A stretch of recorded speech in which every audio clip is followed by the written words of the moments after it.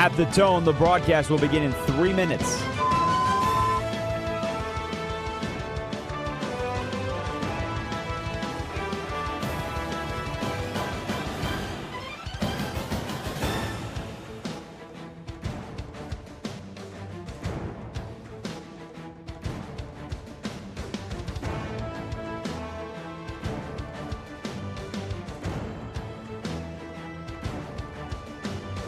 At the tone, the broadcast will begin in 2 minutes, 30 seconds.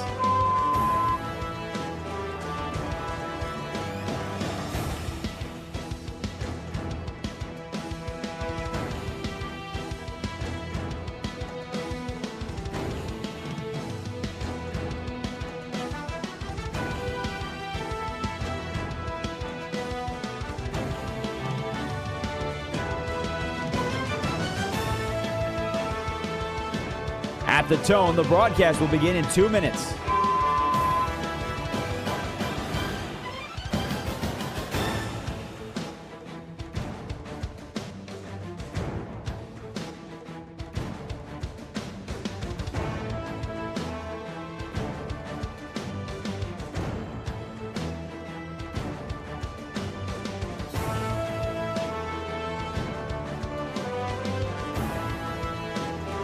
At the tone, the broadcast will begin in 1 minute, 30 seconds.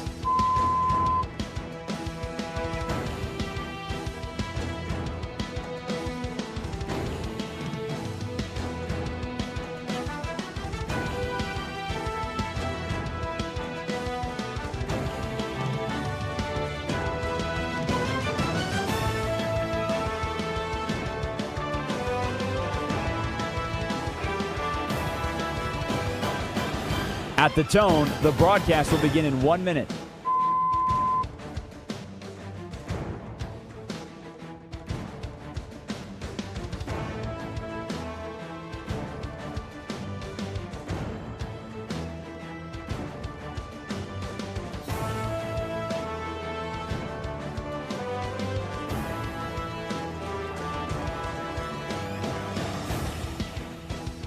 Stations, this is your final time check. At the tone, the broadcast will begin in 30 seconds.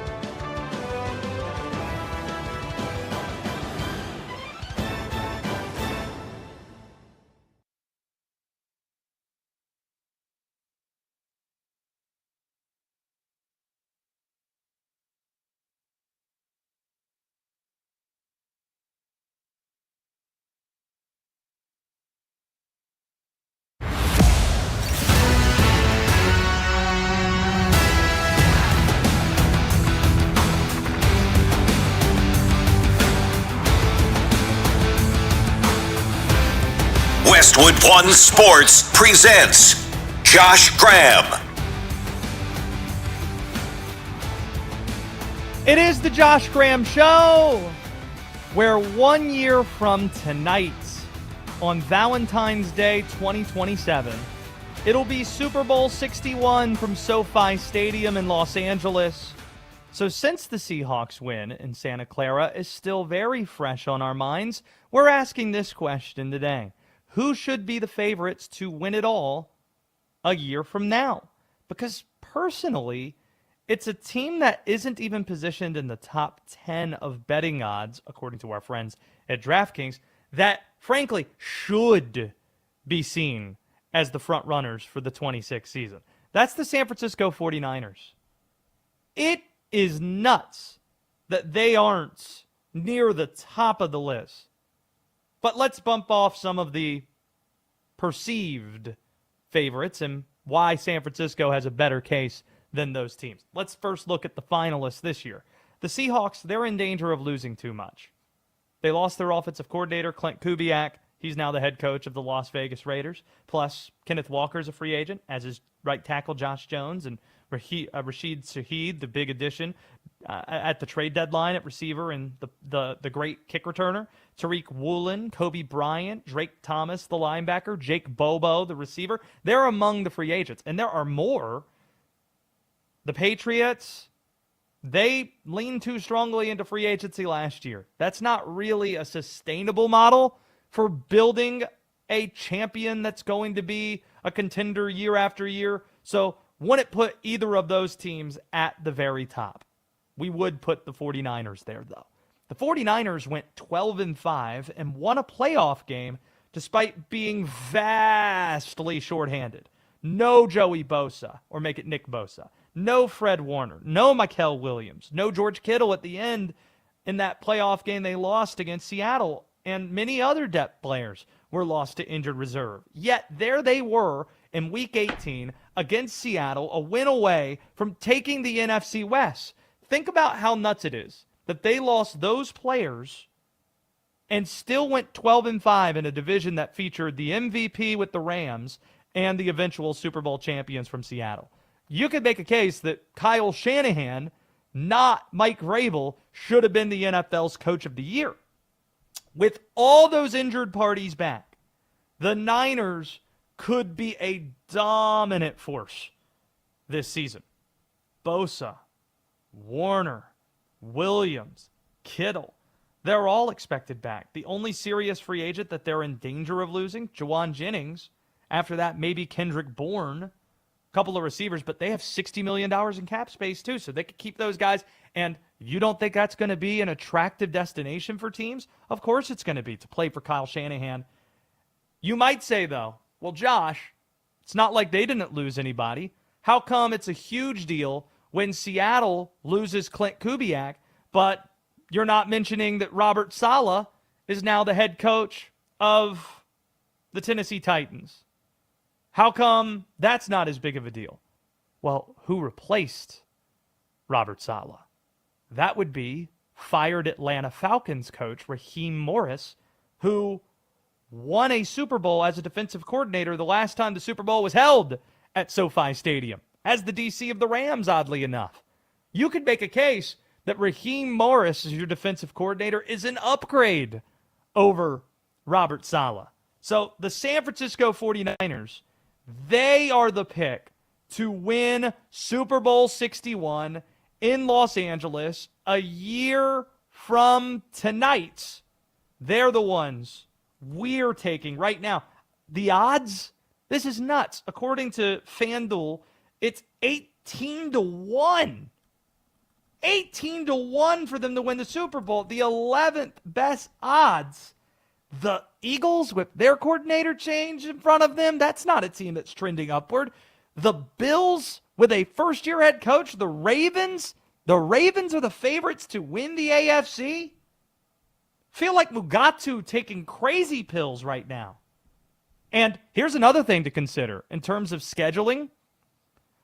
The Niners finished with the same record as the Rams in the NFC West, but the Rams had the tiebreaker over San Francisco with the playoff seeding. So San Francisco is going to get a third-place schedule next year. How many teams in the NFL go 12-5 and get a third-place schedule moving forward? That's another advantage for San Francisco. They are the picks to win Super Bowl 61 a year from now. But you tell me. 310-840-4910. Who is your favorite to win Super Bowl 61? In fact, let's frame it differently so all the calls that our friend Josh Jacobs takes, they don't just belong to fans advocating for their team. We get fan bases from all the other 31 teams saying, my favorite team's going to win the Super Bowl. With respect to Jet fans, we don't really want to hear from you right now. Who has the best case who has a better case than the Niners do at winning Super Bowl 61? You got to make a better case than we just made for San Francisco at 310-840-4910. Josh Jacobs on his birthday is taking your calls there, and it seems that he's eating a sandwich right now. Josh Jacobs, happy birthday. What type of sandwich did you grab for your birthday?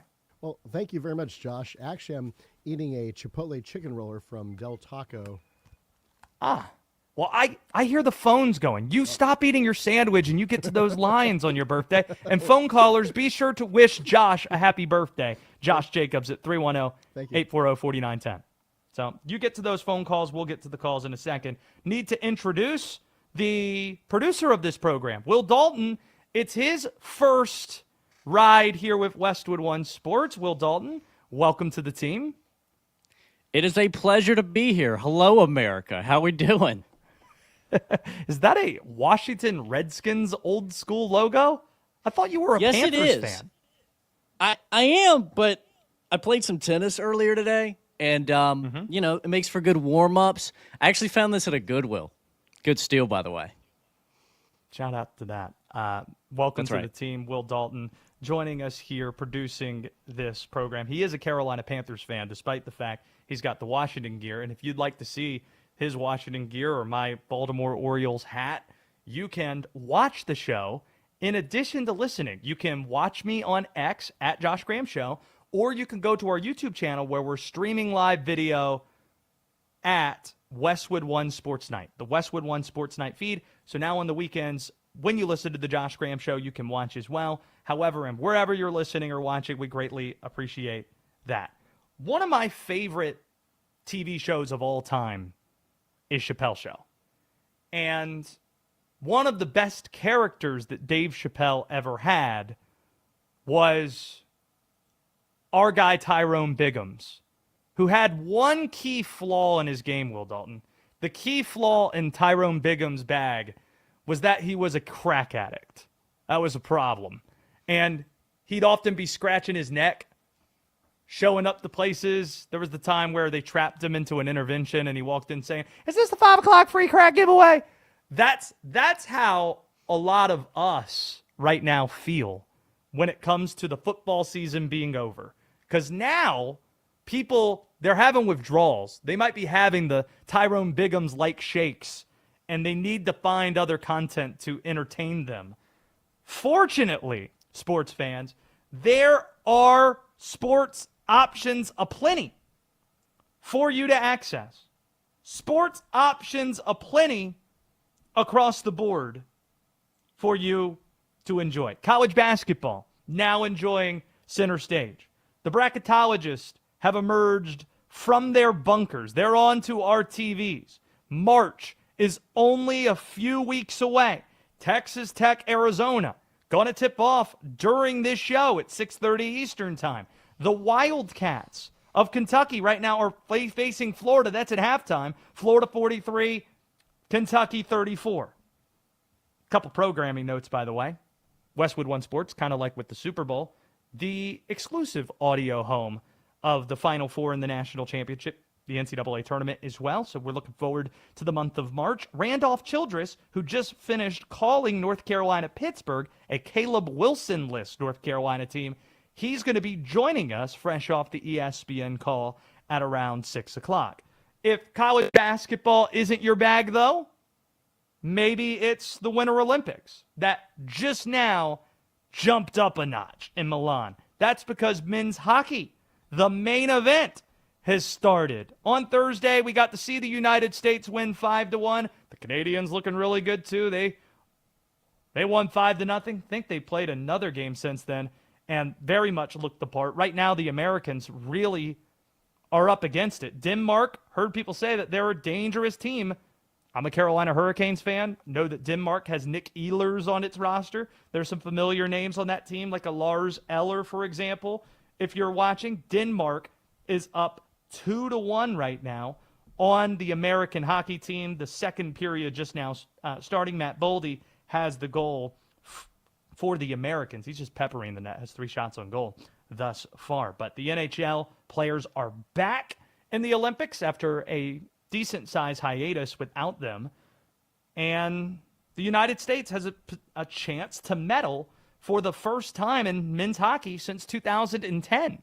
It's crazy to think the last time the Americans medaled was when they were in the gold medal match and Zach Parise tied the game in the final minute against Canada, and it was Sidney Crosby netting the winner in Vancouver, the golden goal, to win the gold medal, fittingly enough. So we'll see how the Americans fare against Denmark the rest of the way. And if none of that is your preference, well, you got NBA All-Star festivities in Los Angeles, but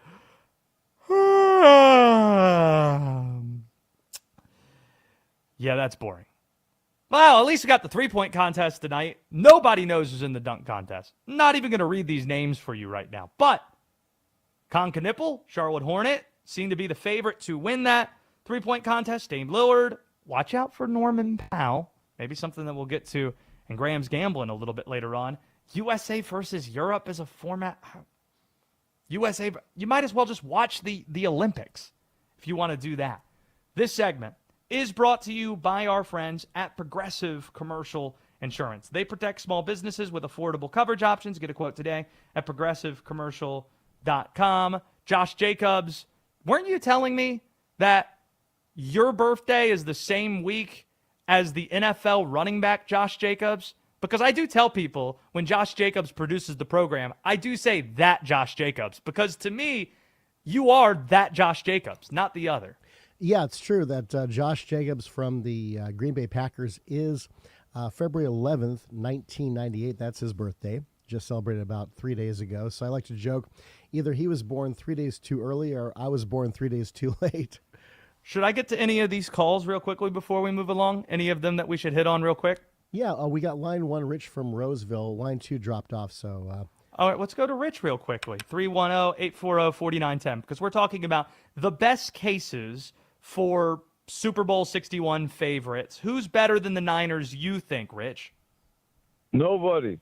Reason why is Niners hit on all their D linemen last year in the draft to where they could build off that this year with, like, adding Joey Bosa to pair up with his brother, and then, like you said, $60 million in cap space. And then if Niners can, I hope, get the 6'5" wide receiver from Tennessee and a 6'4" wide receiver from Washington, those two guys in the draft in the third and second round would be ideal, would definitely get us a ring. But yeah, that's my take on it. To quote Brennan and Dale from Step Brothers, become best friends, Rich? It sounds like that we did. There you go. There you go. I appreciate the call, Rich. Give us a call sometime soon again on Westwood One Sports and the Josh Graham Show. Great to hear from you. They could use a wide receiver, especially if they choose not to re-sign some of those guys that are free agents. The two most notable impending free agents are, again, Kendrick Bourne and Jawan Jennings, but you have the cap space if you'd like to retain those guys. And, of course, they'd probably like to play for a contender, so might be easier to do so. You know, maybe they can spend some of that money on Brandon Ayuk. Oh, wait, that's probably not the best of ideas. But in addition to fielding your top contenders to win Super Bowl 61, let's actually dig deeper into the state of the NBA, because it's a league that's been surpassed not by one, but two sports of late. And that's next on the Josh Graham Show. Year's biggest NFL story starts now. Westwood One, baby! We're getting the first reps of next season. Buckle up. The road to week 1 just opened on Westwood One Sports.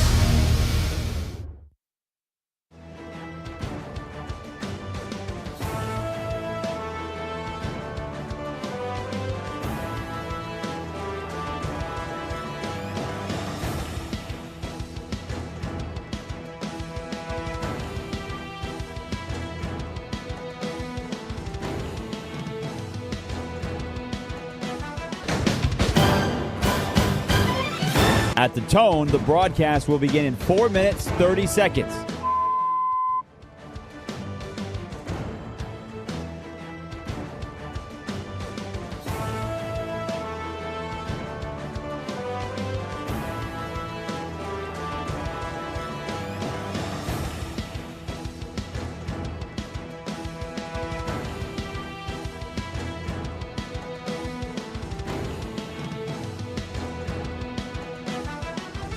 At the tone, the broadcast will begin in 4 minutes.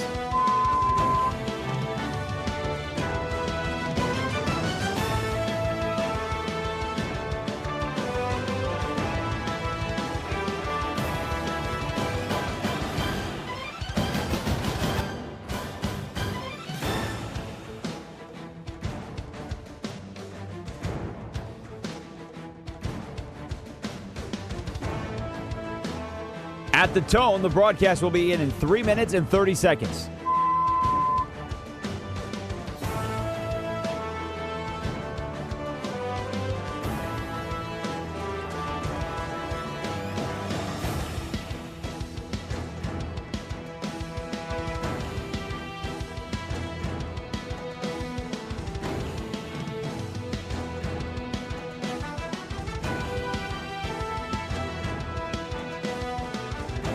At the tone, the broadcast will begin in 3 minutes.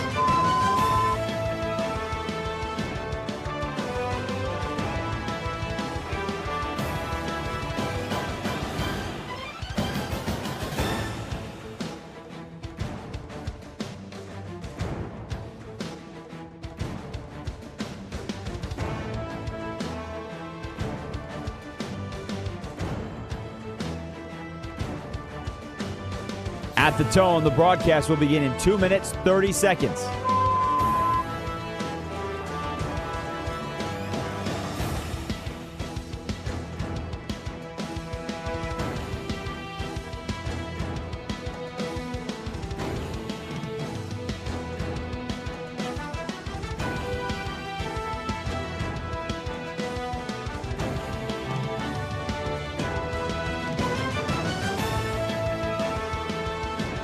At the tone, the broadcast will begin in 2 minutes.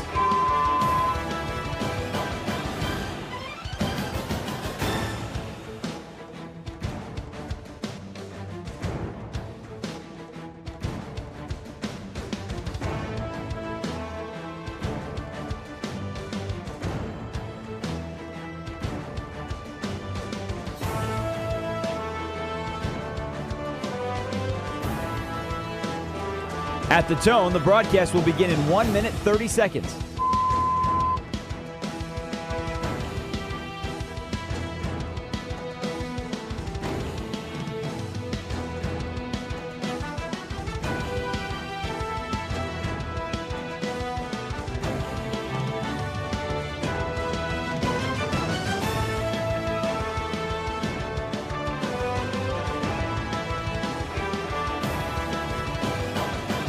At the tone, the broadcast will begin in 1 minute.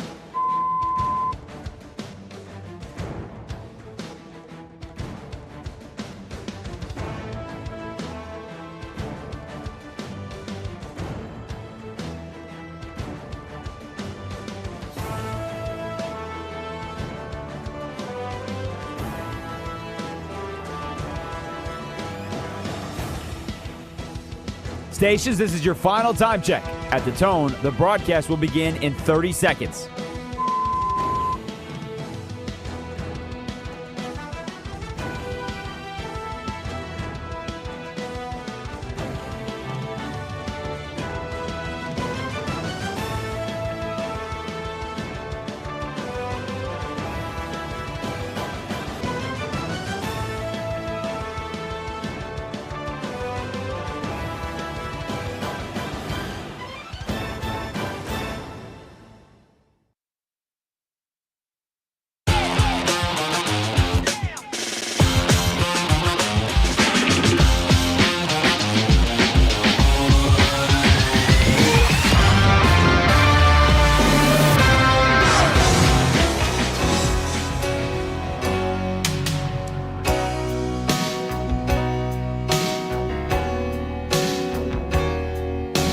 Love the idea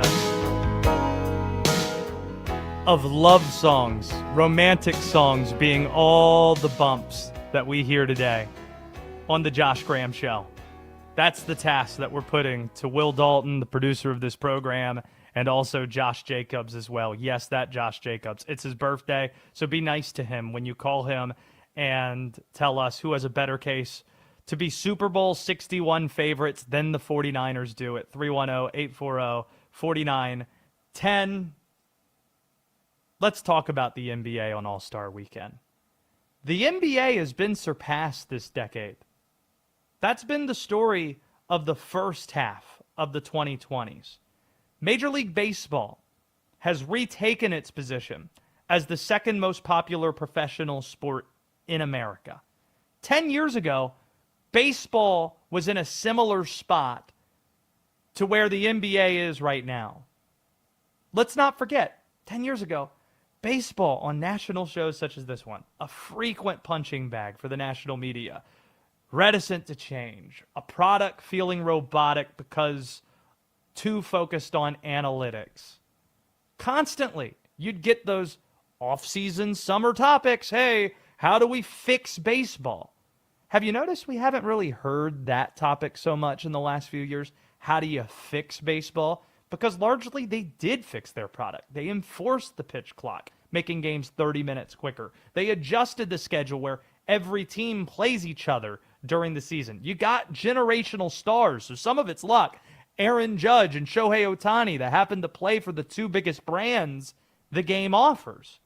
That's now where the NBA is at, where because of analytics, it's too many threes, and it's made the product look the same. Every team's trying to do the same thing, and the league doesn't seem willing to make dramatic moves to change things, and you have the national critics out there. This is now the league that's become the punching bag. Here was Bill Simmons, for example, this week, courtesy of his podcast, specifically naming Adam Silver.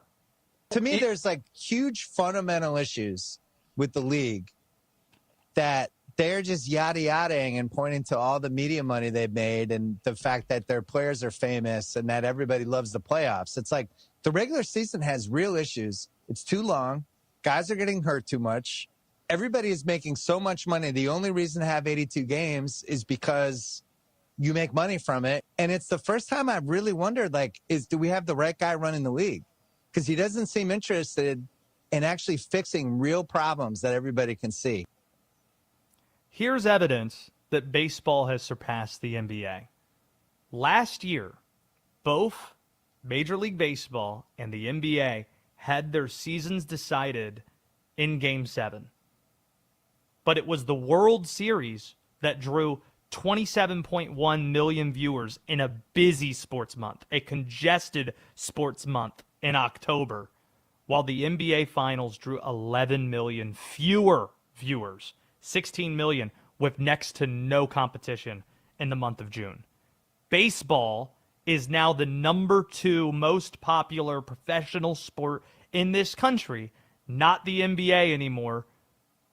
After last decade, it was fabulous with LeBron and the Heatles, and then going up against Steph Curry and the Warriors and the end of Kobe Bryant's career. It doesn't have the same sizzle, and the product is a core problem. But it's not just baseball that surpassed the NBA. College basketball, while the ratings haven't caught up yet, college basketball has become a better product than the NBA. But don't just take it from me. Jay Williams was on ESPN this week saying the same thing. I'm not saying the talent, but the college basketball product is better than the NBA product right now. Mm-hmm. And I firmly believe that because each night in college basketball, you're having top 15 matchups, and the best players are actually playing in the games, and they're competing each and every night. Now, here's a number that everybody needs to recognize at home. The number is 13. 13. It's a historic number. When I go through the NBA draft coming up in June in 2026, I have 13 true freshmen who will be the first 13 picks of the NBA draft. Wow. You will hear a lot of names like A.J. DeBonsa or Darren Peterson or Cameron Boozer, but there are names at 7, 8, 9, 10 that are types of transcendent players that will transform an NBA team. Other than Darren Peterson, you know that if a star can play in college, he's going to. There's no such thing as load management in college basketball. It's a 31-game season. That's a sprint, not a marathon. Also, is there a postseason in sports that's as good as the NCAA tournament is? And since athletes are now being paid handsomely, you have familiar names deciding not only to stay in school, you have some athletes suing to stay in school longer. Looking at you, Diego Pavia, and looking at you, Charles Bediako, looking at you, Trinidad Chambliss, who got a positive ruling in court this week. So the product in college, it's gotten better. And if the NBA continues to be stagnant, if the NBA continues to make small measure changes rather than do something dramatic, it's not just going to be baseball that surpasses them. It might be college basketball too. So it's the NBA's it's their turn to do what baseball did. Figure out a way to fix the product. And here's a starting point. If you want to fix the load management problem, go to 64 or 70 games in the regular season. Understand that you might have to sacrifice a little bit of cash in order to do so. We get that. But you already made such a net positive with your new TV deal that it should, if the product is better, it's going to net you more. You're going to make up that difference in the future. Sacrificing now so you can make more in the future because your product's better, that should be of value. Think about it this way. Will Dalton, what is the most common excuse we hear for why players need to load manage? Like, what's the reason why players load manage? What do they generally say? Because if there's a back-to-back, they want to protect their legs, and they want to make sure they're good for the playoffs. That's usually what it is. What were those first few words you said there? Back-to-backs. Uh-huh. So what if the NBA says, guess what? Now that we're playing 64 or 70 games, and we're going to get rid of All-Star Weekend too because that doesn't matter, and we already have the in-season tournament, guess what? No more back-to-backs. There's not another back-to-back the rest of the way, and we're spreading out the schedule. What excuse do you have at this point? By the way, hated back-to-backs are just impossible to play. As if, like, 90s NBA players flying commercial when guys were getting mugged out there and fouls weren't getting called. Oh, they went with it. They dealt with it. And you might be saying, well, Josh, that's a totally different time. Is there a sport, if only there was a sport out there that shared the same season schedule format as the NBA does, that's more physical than the NBA is, yet guys don't look. Oh, wait, that's the NHL. The NHL plays 82, and no one load manages in that sport, and guys are losing teeth and getting checked into the boards, and they play back-to-back. So not really all that interested in the excuses, but changes need to be made.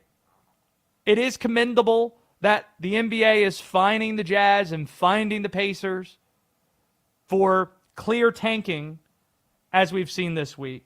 There's only so much you could do, but you got to be proactive, and small measure changes not going to be enough. Because what's happened, we've watched the NBA right before our eyes go from being the second most popular sport in this country to the third. And it could get worse.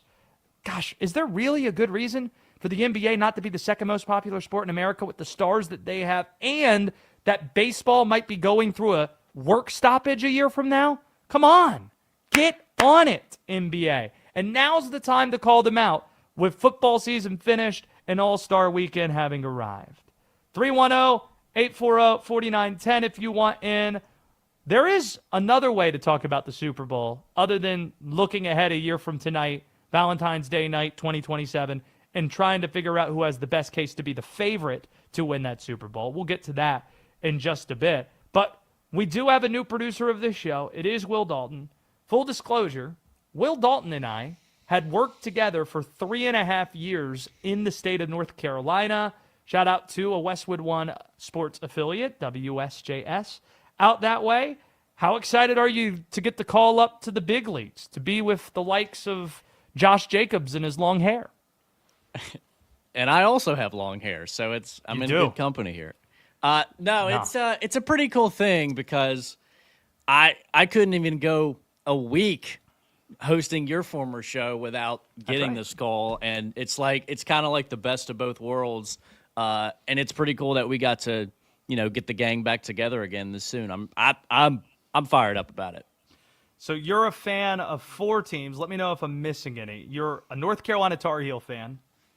You're a Panther fan, even though you're wearing Washington Redskin gear right now, which I guess is fitting with Linnell Willingham, who we heard this morning, and Denton Day that's going to follow us. You're pandering. That's what you're doing. You're a Yankee fan.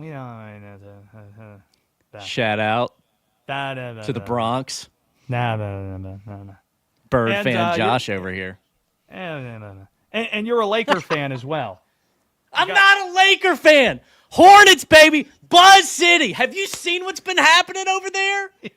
Have you been talking about this at all on the national airwaves? It's been weird. I've been less interested to talk about the Hornets than than Denton Day and Linnell Willingham and others, and Mike Mayers texting me saying, "Hey, why aren't we talking about? We need to talk about your Hornets. Your Hornets." I didn't grow up a Hornet fan. I want to see them do well. It's just I'm not a LaMelo Ball guy. I'm not. Yeah, you wanted him to get moved. I did. I wish he did. So then I'd like this team more. But that's my problem. I don't believe that you can be a good team if that's your best player. That's my problem. I truthfully believe that down to my soul. I almost said something. Almost said something else. One of the best plus minuses in the league, by the way. I almost that out there. Will Ferrell's character from Eastbound and Down. What was his name? Something Ashley Schaefer. Ashley Schaefer BMW. My wife Donna. Oh yeah. Do you want to real quickly hit on your love of Star Wars as well? Since we're talking about introducing people. If you couldn't already see. If you're watching, I've got some goodies back here. There's a Tar Heel fan parking sign. Tar Heel fans only parking sign. Actually, it doesn't say only. It just says Tar. Oh, there it is. It does say only. Yeah, parking only. So no one else can. No one else can park in that room. Just you. me. Right. Yeah. Tar Heel fans. Got the Star Wars collectibles everywhere. Got a little Game of Thrones down there. You can't see everything. But, you don't live at your parents' house anymore, right? Because this looks like a childhood bedroom. No, this is my game room. I've got all the office, studio, game room, man cave, whatever you want to call it. I've got like five game consoles over here. Stop talking. Here's how you know I'm single, you're by the way, too. Man-child and you're single. Here's how you didn't have to say that last part. We knew that part. If you have a spare room and you call it your game room rather than your office, that you just might be single. All right, let's go to Josh in Cleveland who wants in. You're on the Josh Graham Show. Go right ahead, Josh. Hey, I hate this tanking like everyone else does. And to me, it's a simple solution. It's like what you do, instead of finding these teams, it's just once you see they're tanking, don't change the record. Don't do anything like that. But as far as the draft goes, give them another 2 wins. Josh, this was an idea that was actually pitched this week. Let me know what you think of this idea that was literally pitched this week. I was listening to it on a podcast. Somebody has suggested that the draft, you know how in Major League Baseball we learn like halfway during the season that they have the draft halfway through the season, so you kind of know what your odds are for the number 1 pick during a certain point. They're recommending the NBA has a cutoff where your wins and losses matter anymore, or your losses matter, in the context of your chances getting the pick. So let's say at around the All-Star break, guess what? The odds are already locked in for what you're going to be, what your NBA draft odds are. They're locked in. So that way, if you keep losing, your odds aren't improving, so you might as well win or try to win. Yeah, that sounds fair, I guess. But, I'm not sure. But then teams would start tanking sooner. That's the only problem. Teams would start tanking you think so? in November. I hope not. But then again, it would save some teams like the Bucks who are actually trying for a few months. And then now that the Giannis situations happen and things haven't panned out, they're now going to go in the tank. So the earlier you do it, you'd assume you'd have more teams trying to be competitive.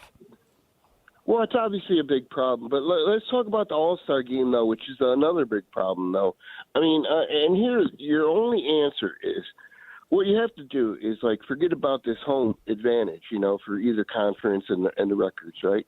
You have to, give both teams 3 games, and then the whatever game is, the deciding game should be, like a Super Bowl in whatever place you decide it, but not in their hometown or anything, unless it happens. Oh, you're still trying to save the All-Star game. Why? We should just scrap the thing. When has it ever been good? No, I'm saying the All-Star game should mean something. So what Why? you do is you're like, because it's like, remember when Ralph Sampson and Akeem played against Bird and all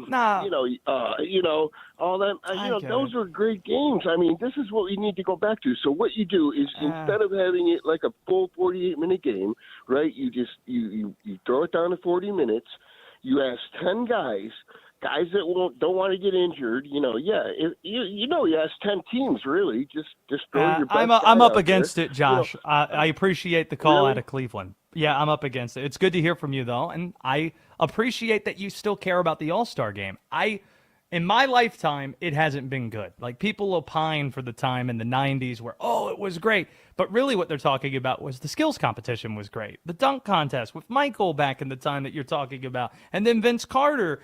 But then guys stop participating, and you can't make guys care. But as mentioned, up against it there, but still welcoming calls at 310-840-4910. We talked about who should be the favorite to win the Super Bowl a year from the night.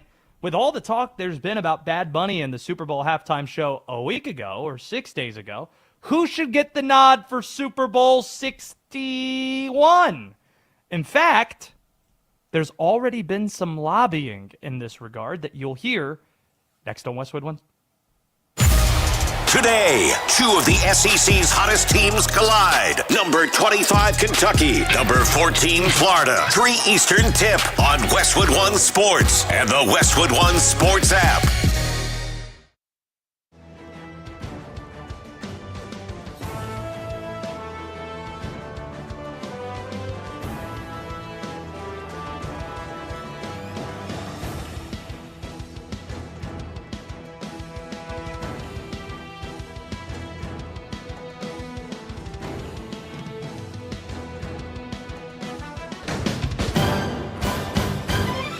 At the tone, the broadcast will begin in 4 minutes, 30 seconds.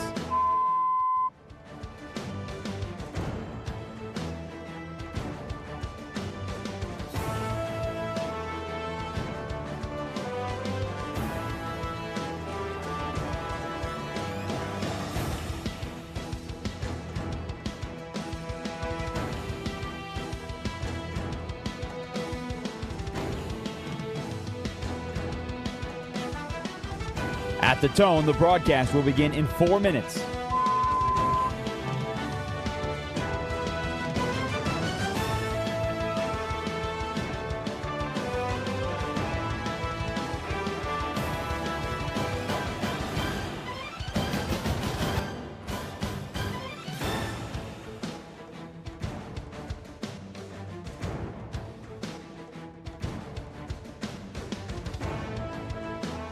At the tone, the broadcast will begin in 3 minutes and 30 seconds.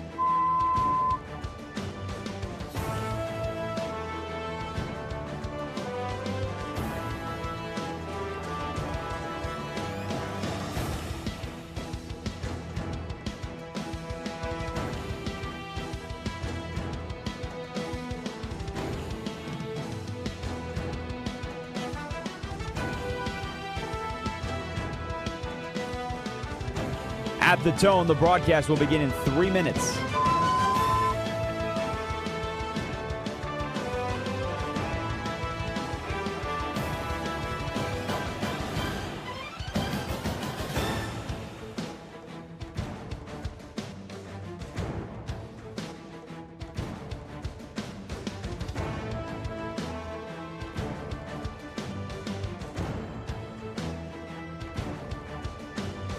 At the tone, the broadcast will begin in 2 minutes, 30 seconds.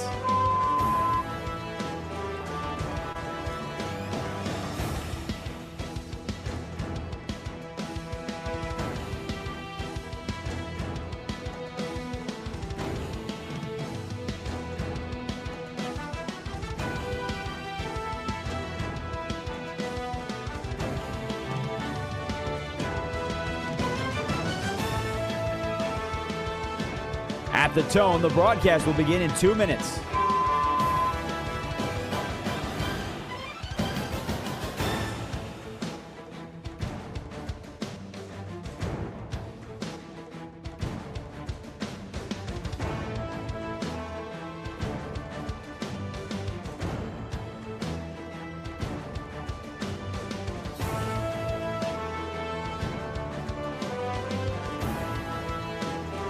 At the tone, the broadcast will begin in 1 minute, 30 seconds.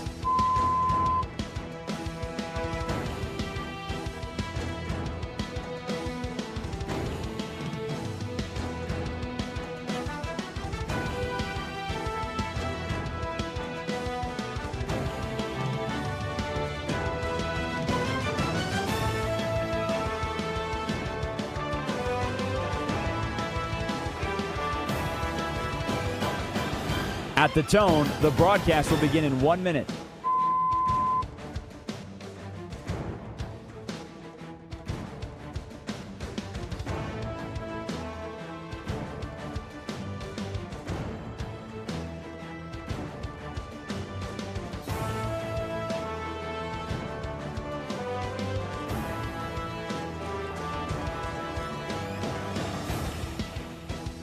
Stations, this is your final time check. At the tone, the broadcast will begin in 30 seconds.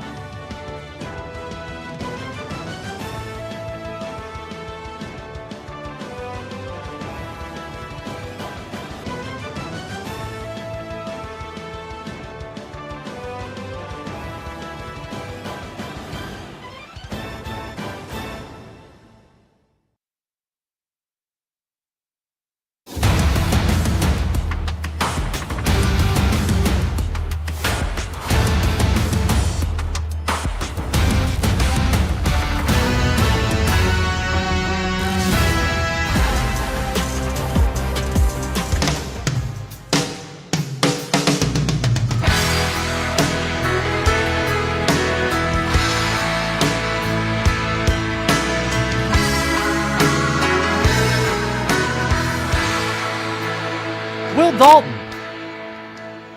What is this? I don't know. It was just a tune that I thought was a bit of a banger. It's kind of got that like 80s, 90s romance vibe to it. I asked you to find Valentine's Day romantic songs, and this doesn't is what qualify you come as up that? with? This is what you're turning on to set the mood? Really? I mean, dude, absolutely. You kidding me? Did you hear that beat? Okay. Come yes. on. I mean, if this is flavor to 1987 and I'm in Wall Street with pads with shoulder pads snorting blow off of a toilet seat, then fine. That's exactly what I want. This might be a good segue, though, in talking about music. Greed is good. Greed works. Thank you. Will Dalton hasn't seen Wall Street. Will Dalton hasn't seen Working Girl. Will Dalton has no idea what we're talking about. Here we go with the movies again. Here we go. I'm gonna resist in this moment. Just do your show. There is something I want to talk about. It's been a week of Bad Bunny discourse. So let's turn the page from that and look ahead to next year's halftime show, because the Super Bowl is 1 year from tonight, Super Bowl 61. Believe it or not, the courting has already begun.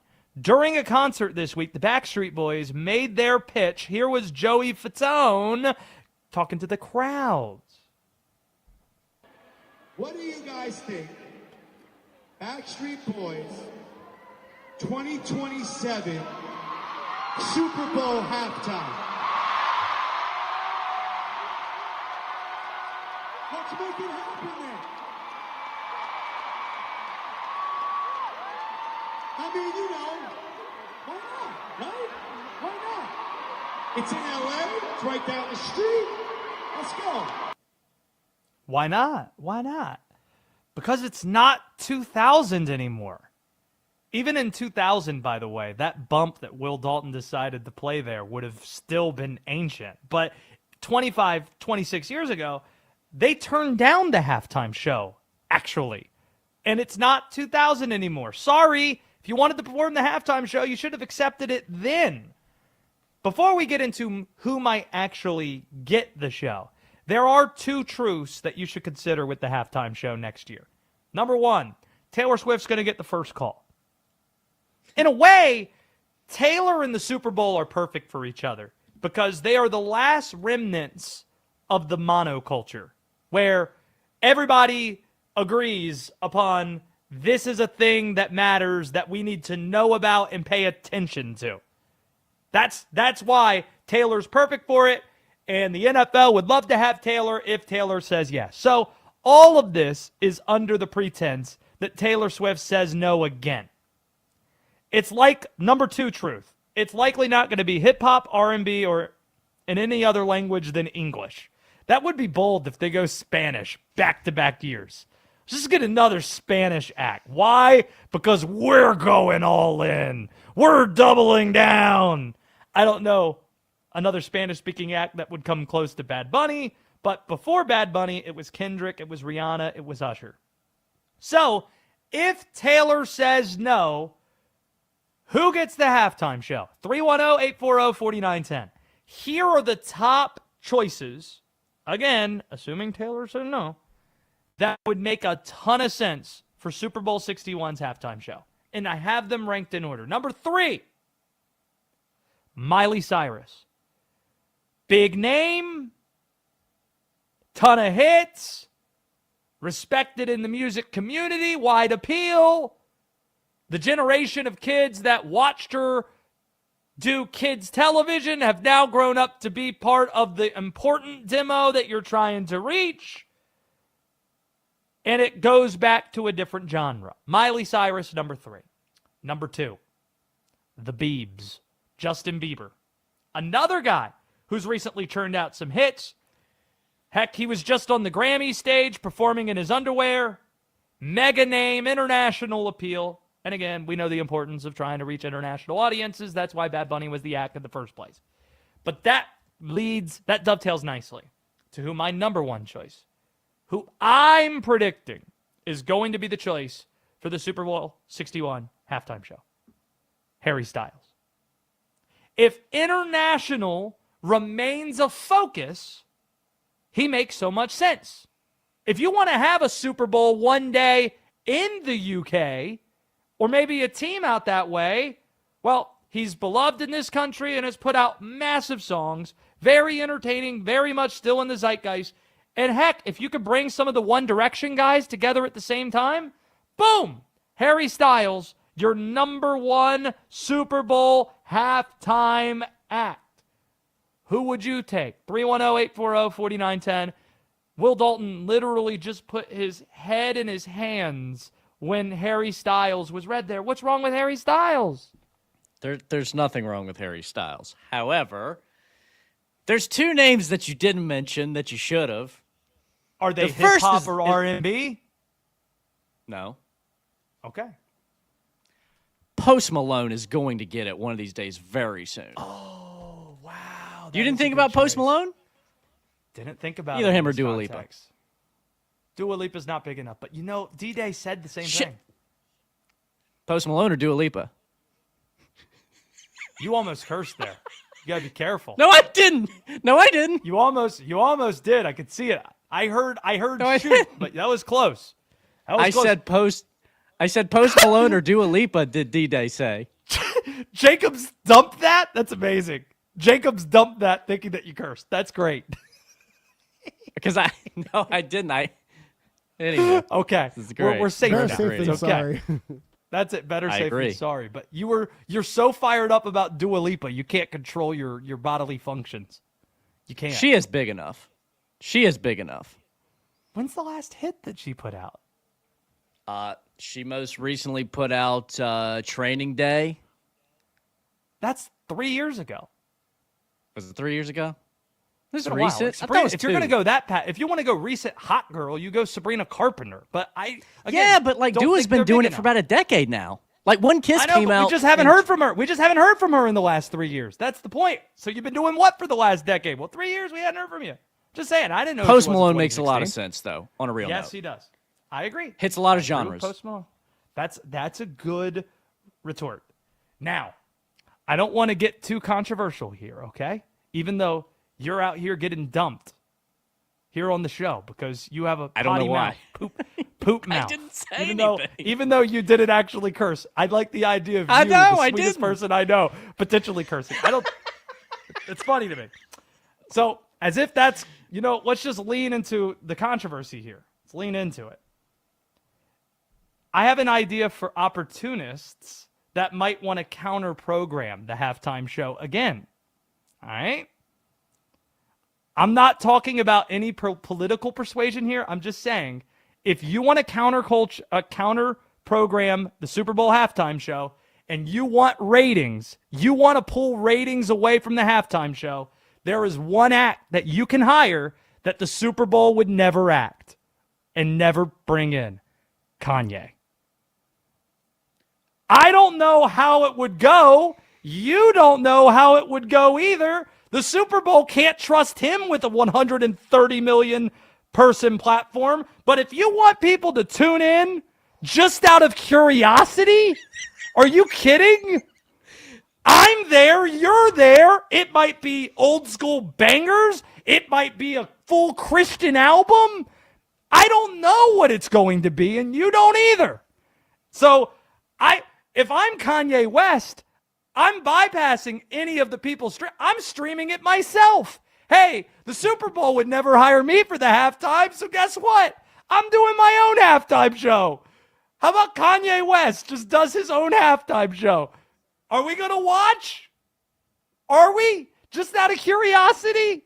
I don't know. But how funny would it be if the act was in fact Taylor Swift in the real Super Bowl halftime show? And then you got Kanye on stage saying, "Hey, Taylor, I'm going to let you finish, but I'm going to let you finish. But I just did the greatest Super Bowl halftime show of all time." Who should get the nod for the Super Bowl 61 halftime show? 310-840-4910 if you want in on the program. Coming up, those calls and 3 bets. Not 1, not 2, but 3 bets to place in Graham's Gambling. Plus, if we have time, maybe some Daytona 500 story time. You are listening to The Josh Graham Show.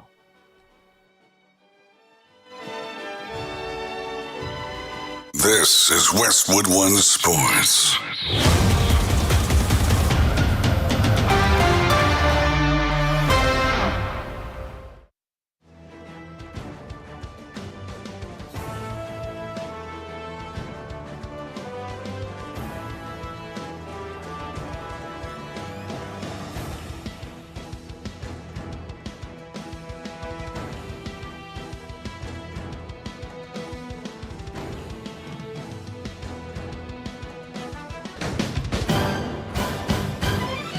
At the tone, the broadcast will begin in 4 minutes, 30 seconds.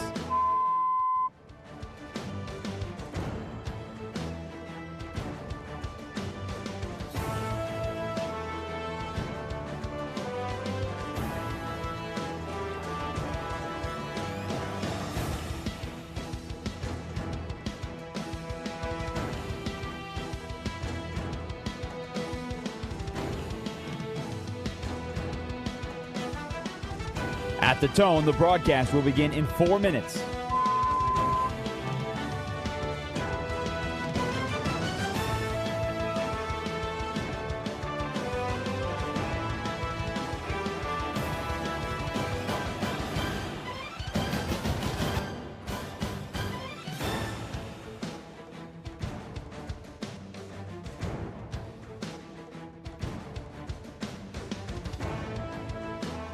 At the tone, the broadcast will begin in 3 minutes and 30 seconds.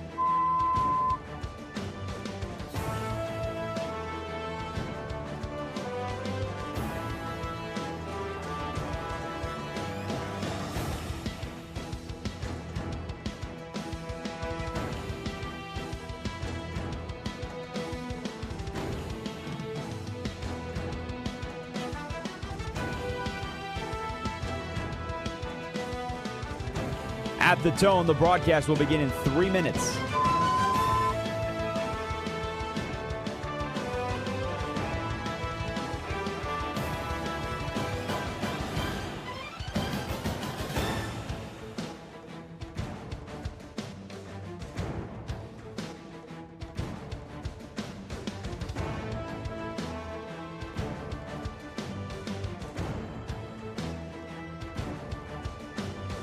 At the tone, the broadcast will begin in 2 minutes, 30 seconds.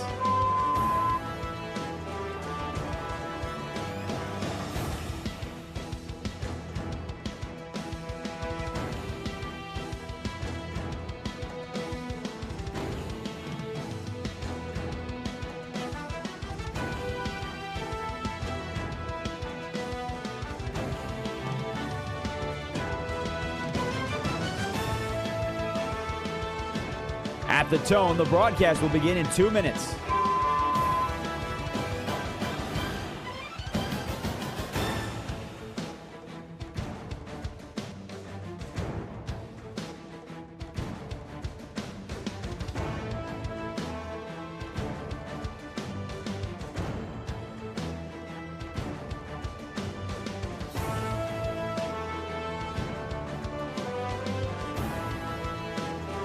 At the tone, the broadcast will begin in 1 minute, 30 seconds.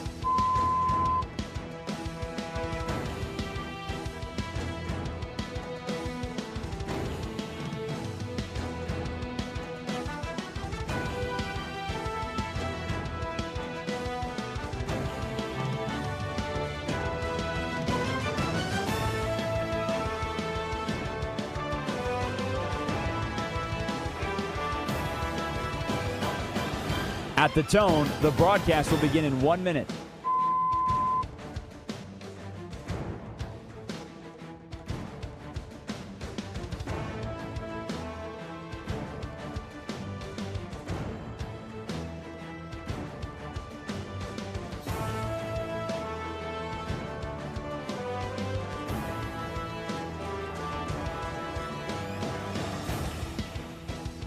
Stations, this is your final time check. At the tone, the broadcast will begin in 30 seconds.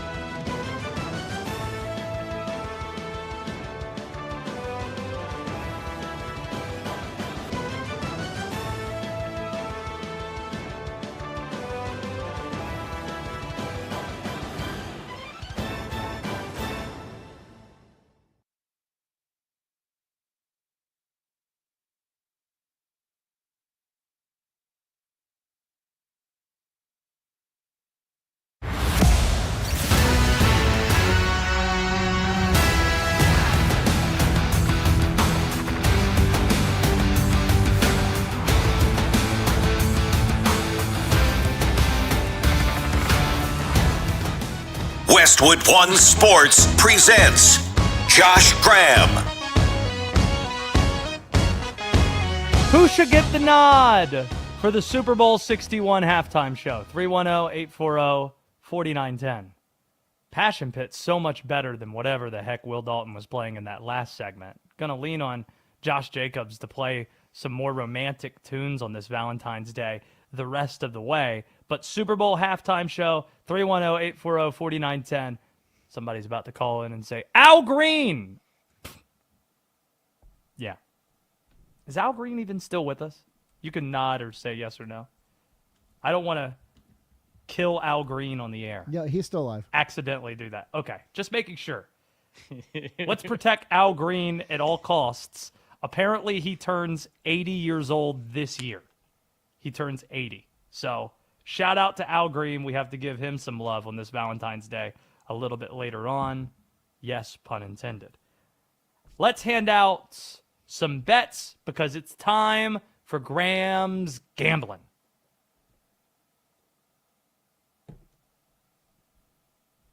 Sitting back, count money all day, you know. It's time for Graham's Gambling. Let's make some money. Oh, yes, it's this music that gives me the goosebumps. Lets me know that there's some money making on the horizon here. First, let's revisit some of the Super Bowl bets we handed out last weekend. Went 3-1 on the game. No big deal. Killer postseason for yours truly. And we are placing one football future right now before we enter the offseason abyss. 49ers plus 1,800 to win next year's Super Bowl. That is crazy. that they aren't even top 10 in terms of odds. Will Dalton, if there's a team you had to circle to be the favorite to win next year's Super Bowl, who are you nominating? I'm probably going to go New England. Why? I feel like Drake May learned a lot of stuff this year, and I think that offensive line that gave him fits in the Super Bowl and the playoffs, I think they're going to shore that up a bit, probably move Will Campbell to inside a little bit more. Just a hunch. And I like what Mike Vrabel's done in year one. Haven't looked it up. They had the most free agent acquisitions for a team that made it to the Super Bowl. Don't know how many of those were one-year deals. Tonga apparently is up. Ernest Johnson and Austin Hooper and Caleb Chason, they're all apparently up. So they got to figure out some things there, and obviously you're not going to have a top draft choice to potentially bump things up a bit and get one of the top tackles in the draft, but an interesting submission there. Got a few basketball bets to place. App State, yes, Appalachian State, do not call them Appalachian State, -1.5 over James Madison hoops. Placed that bet earlier today. It's at halftime right now, and the Dukes, it was the Dukes. They're up by 5 points at halftime. So not looking great for App State hoops. Shout out to Dustin Kearns. Take the stairs. The Mountaineers have won 7 straight games in the Sun Belt, and we're hoping it's going to be 8, and they're going to have a strong second half. This is a quick assist from our friend, the prop queen Ariel Epstein, who made me hip to this, said this might be something you consider for NBA All-Star Weekend. Tonight, you have the skills competition. The headline event is not the dunk contest because nobody likes to participate in the dunk contest. The three-point shooting contest is what you're looking at. No Will Dalton, Con Knippel's not the bet. There isn't any value there as he's the betting favorite to win the event. No Norman Powell to make the finals of the three-point contest. Not even to win is plus 250. So we're going to place that bet first. And then we're going to bet on him to win the whole thing. Plus 950. So Norman Powell, we're heavy on him. Why? He participated in this event last year. Did poorly. Did not do well, but has experience at it. And now he's back wanting to perform better. Nobody else has done this event before, don't think, among those who are competing. And number 2, do you know, right now Norman Powell plays for the Heat. Do you know where Norman Powell was playing his basketball last year, Will Dalton?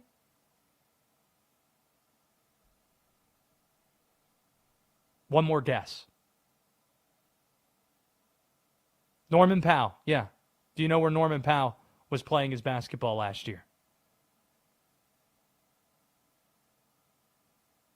For some reason, just lost your audio. We might have to get that back. I thought you were just being super pensive and thinking there. The answer to the question was the Clippers.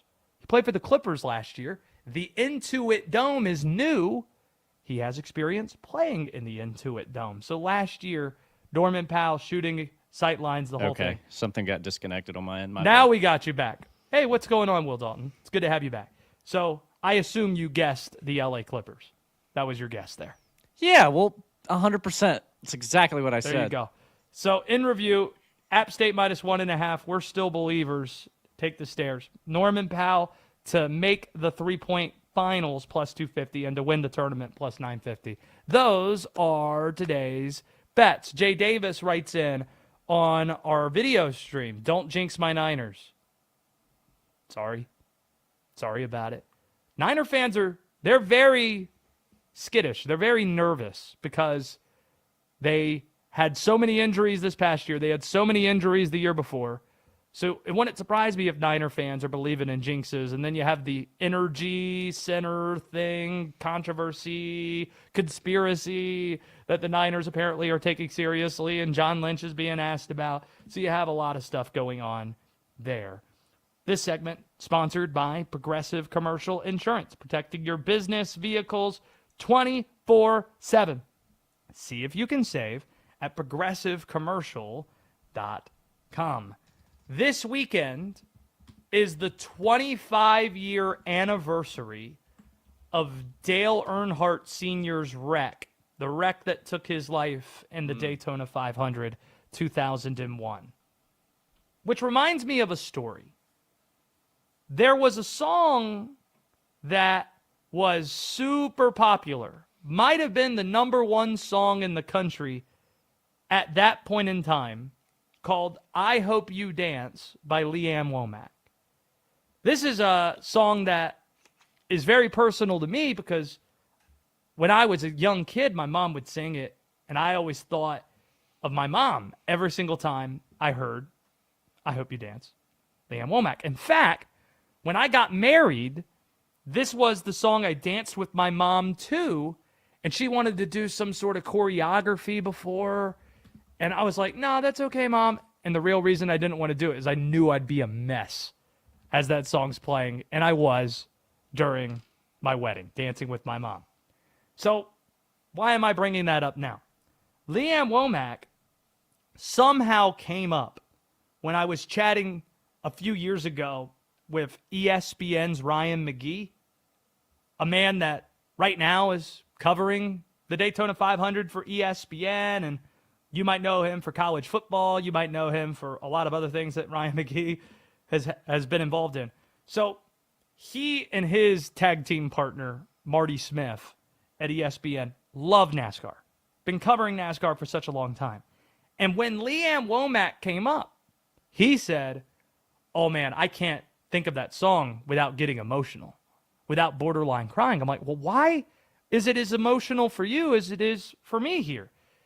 Apparently, how the story goes, Will, that day, I mean, Dale Earnhardt Sr. was the heroes of people who cover NASCAR and love NASCAR at that point. So they're at the track all day, and they're covering that story, that tragic story in 2001.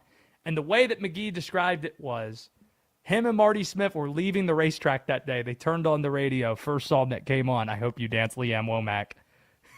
So now it's triggering. It brings back PTSD. Hey, we're not playing the Leanne Womack song. No. Don't want to think about Dale Sr., us losing him 25 years ago. Not wanting to do that. I don't know. Do you have any songs that trigger you? Yeah, Christmas Shoes. Oh. I hate it. I hate it! Why does that song trigger you?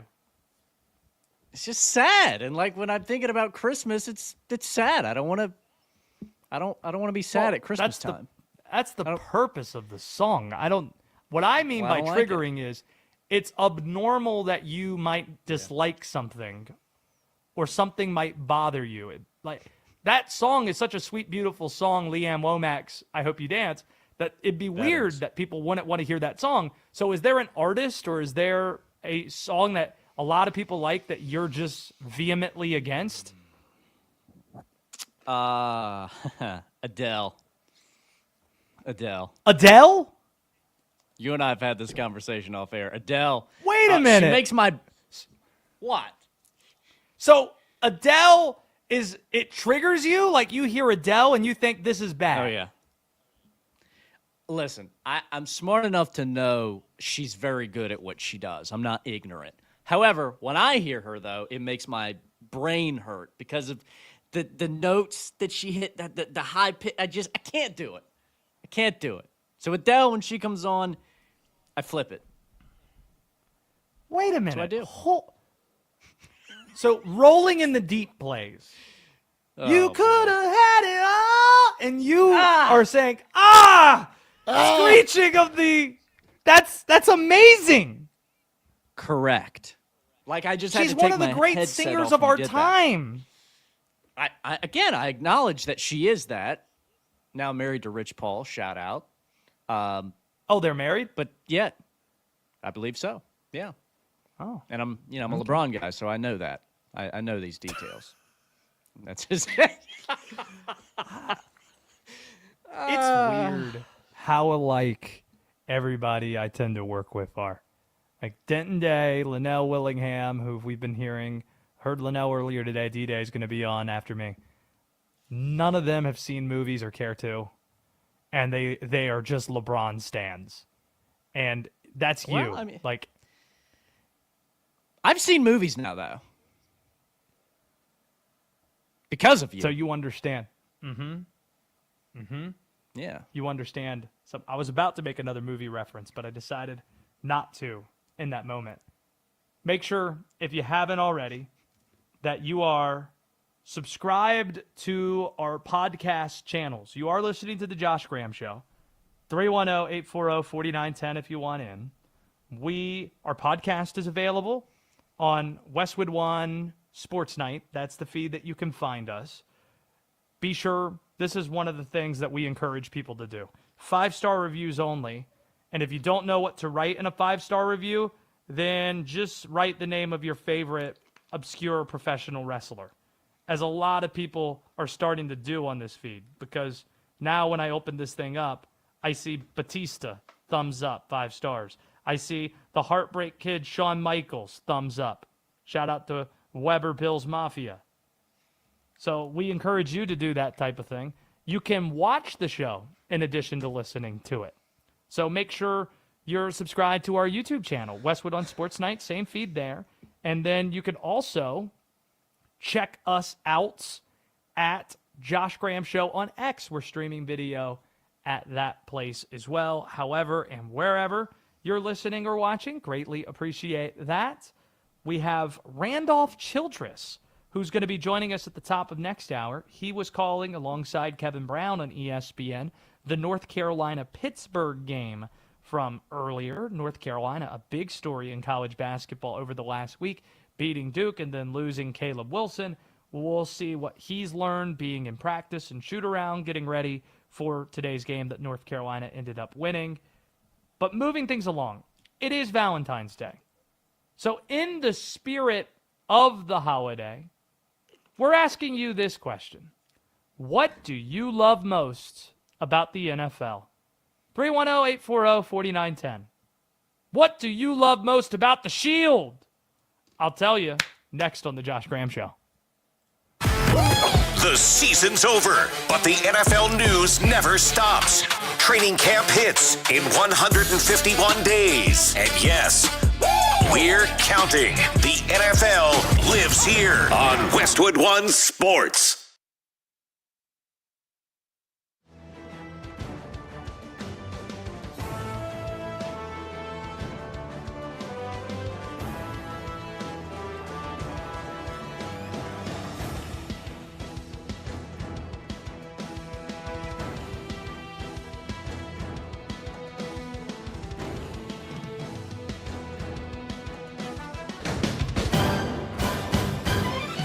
At the tone, the broadcast will begin in 4 minutes, 30 seconds.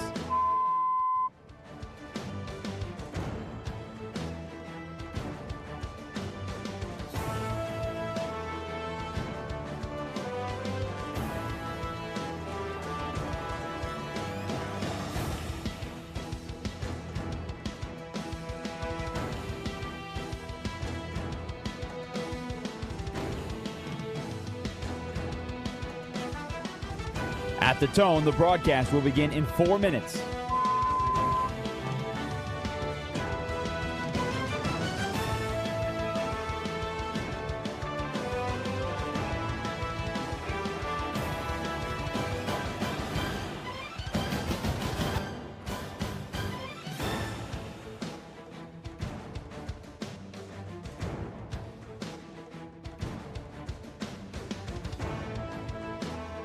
At the tone, the broadcast will be in 3 minutes and 30 seconds.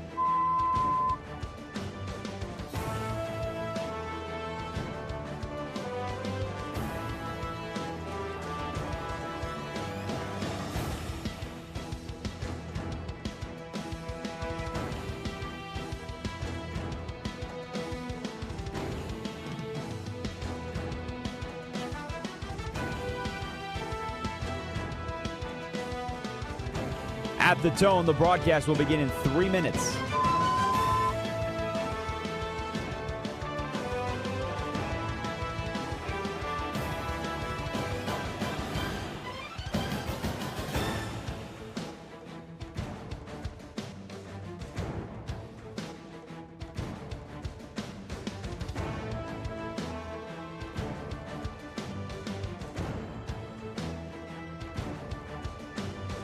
At the tone, the broadcast will begin in 2 minutes, 30 seconds.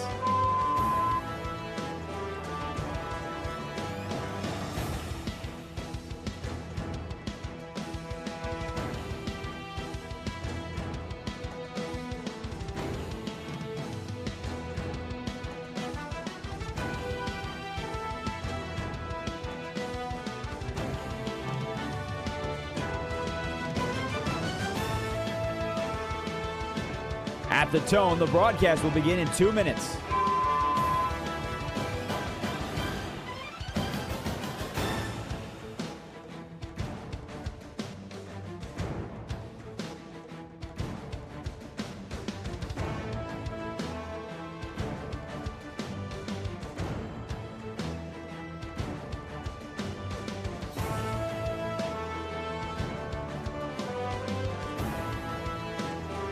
At the tone, the broadcast will begin in 1 minute, 30 seconds.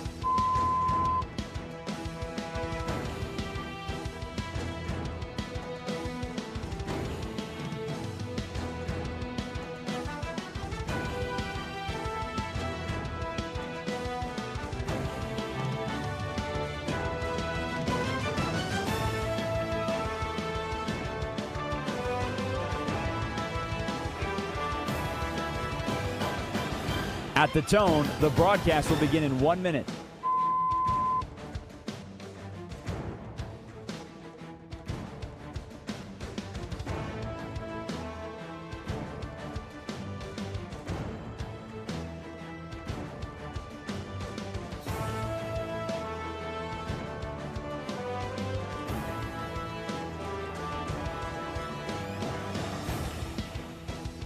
Stations, this is your final time check. At the tone, the broadcast will begin in 30 seconds.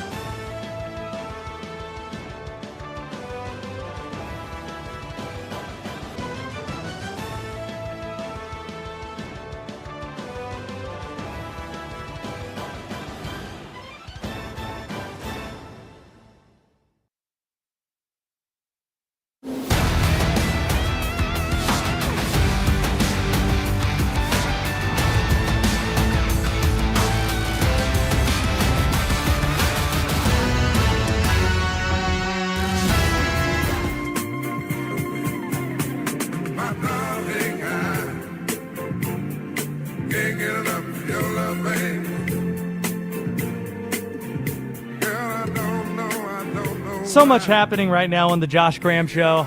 That's me. For one, I need to take the L on something.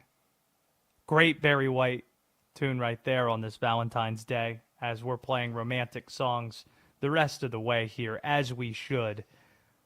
When I said that the three-point contest was going to be at about 8:30, 8:15-ish tonight, I misread because I thought when it said 5:15, 5:20, that had to be Pacific time because it's in LA. And I was thinking, there's no way they're going to have the most interesting part of this all-star skills competition be at 5:20 in the afternoon, are they? No way they're about to do that. And it looks like that's in fact about to happen right now. 310-840-4910 if you want in. Real quickly, let's go to Phil, who's in Georgia, that actually wants in on the three-point contest. Phil, I didn't know that it was about to start, but I'm on Norman Powell. What about you? Oh, Josh, for having me on. I'm going Khan all the way. The babyface assassin. Will Dalton is a Hornet fan, allegedly, and he's pumping his fist at this idea. His mom's going to be there turning heads. He's going to be on fire. I got a good bet on Khan. I'm breaking the bank. Okay. Yeah, shout out to Cherie Knipple, who we saw a lot at Duke this past year. Great mom to Con Knipple. Appreciate the call. And yes, she seems to be a popular topic on the internet at these games. She was a hooper back in the day and leading the Flying She's like Knipples. Elaine from Seinfeld. There you go. Very good stuff. Appreciate the call from Georgia, Phil. Good to hear from you. I hope you'd call us back at another time.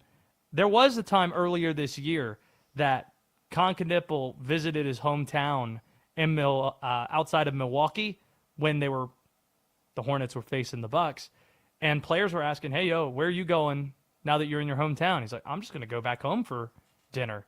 And the entire team said, "We're going to roll up with you." And the team bus rolled into Con Knipple's suburban childhood neighborhood, and they had dinner at the Knipple house. Another subject, see, we're taking a number of topics today. We're talking about Super Bowl 61 contenders for next year, because Super Bowl 61 is going to be a year from tonight on Valentine's Day night 2027 in LA. And also, who should be in the halftime show? Because we threw out some submissions earlier. Blake in Hamburg, New York, has a suggestion as well. Blake, you're on Westwood One Sports and the Josh Graham Show. Who do you think the NFL should tap? Well, first off, I'm going to say three things really quick. Number one, the Bills in the Super Bowl. Number two, I think everybody that is listening should wish Jim Kelly and Hunter Kelly their birthday. Today's their birthday. And number three, yes, and Hunter, is dead, but wish them both happy birthday. Number three, I think Paul McCartney and Elton John, one of those. We already had Paul McCartney.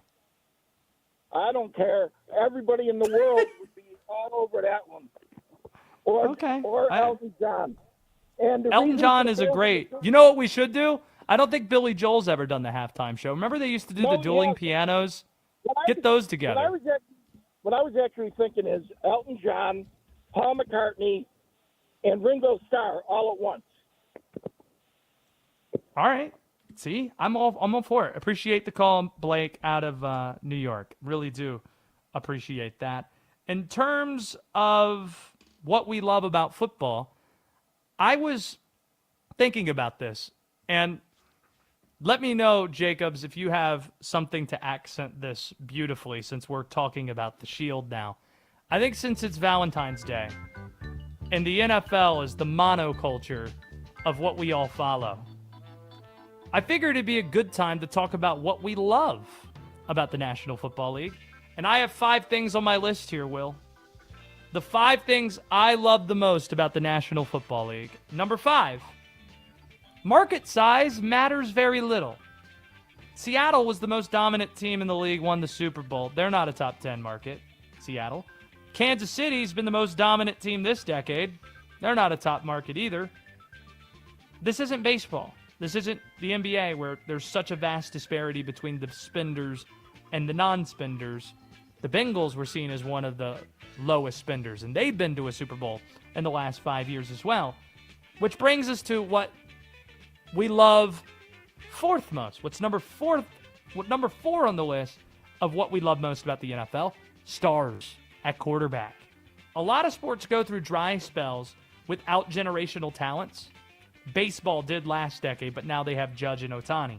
In the post-Brady, Manning, Breeze NFL, we have Patrick Mahomes. We have Josh Allen. We have Lamar Jackson. We have Joe Burrow.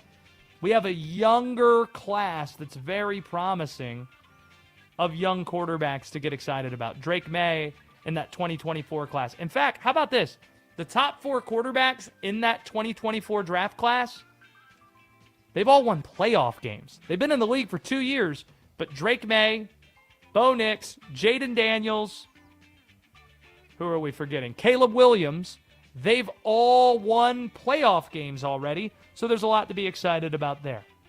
Number 3, the NFL calendar. From September through February, the NFL dominates with the best product on the field in sports. That's half the year. That's 6 months. But Then you have the draft to look forward to and free agency before that, and they spread things out. The combine immediately after the season ends.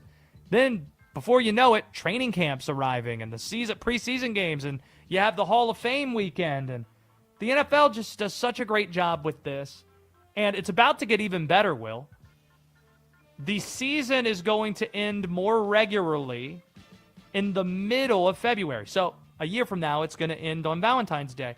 Do you know what the day after Valentine's Day next year is going to be? No.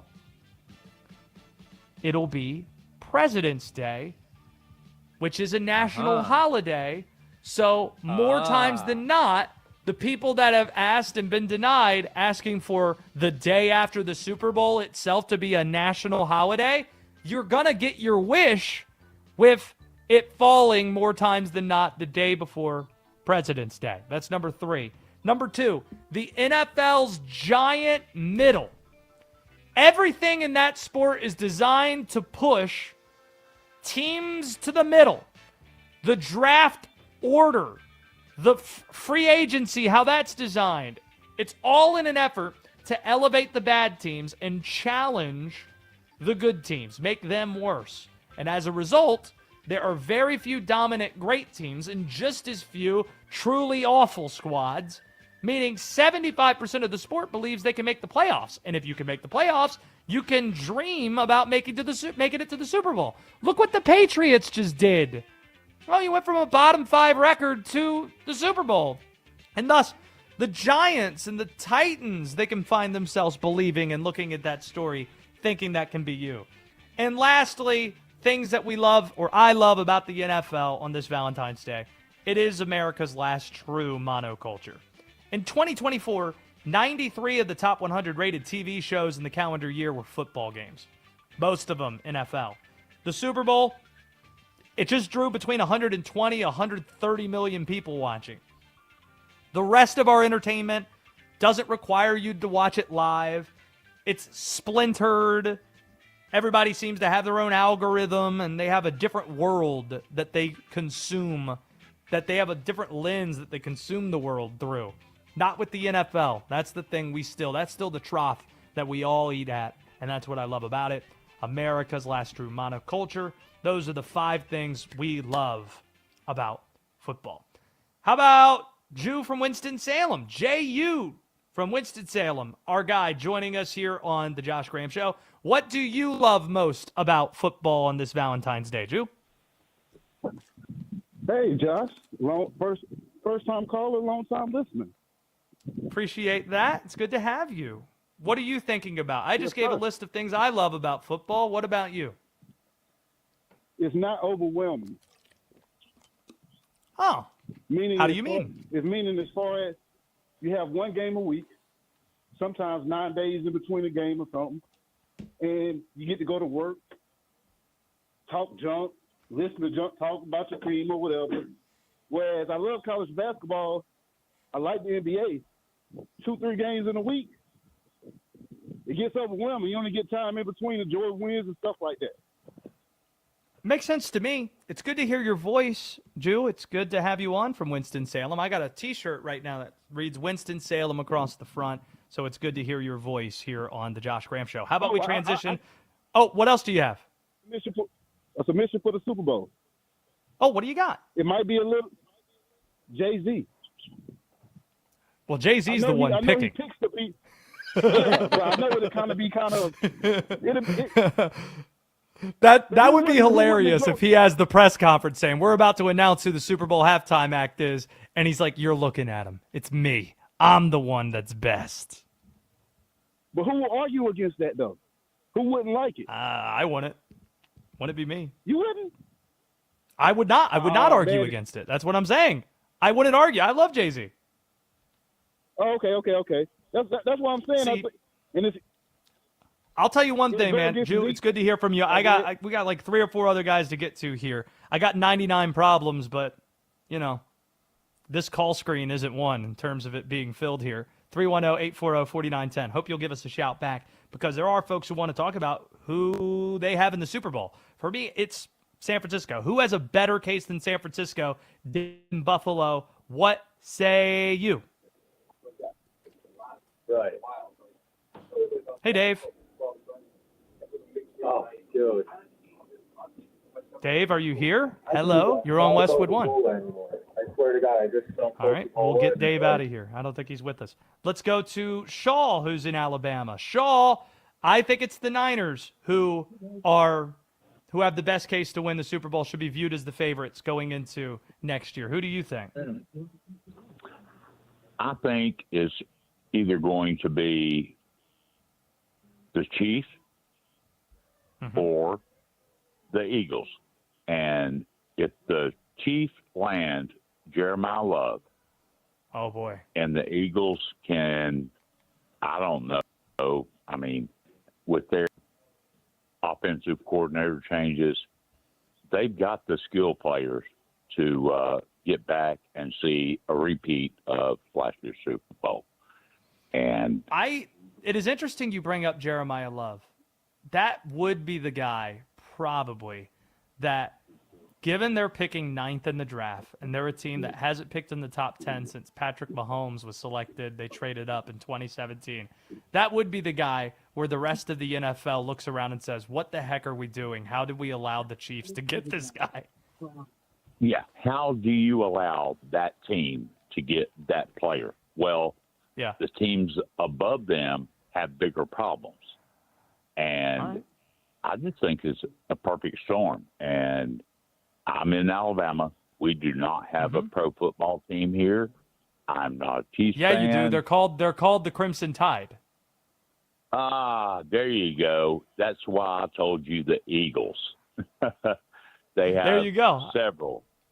They have several Bama guys, but you can't dispute their contribution to their success. No, I agree with you. And my God, let me forward that real quick, Sean. I appreciate the call because you're right. Alabama produced a lot of Philadelphia guys on Philadelphia. Devontae Smith, Heisman Trophy winner. Jalen Hurts is obviously their quarterback.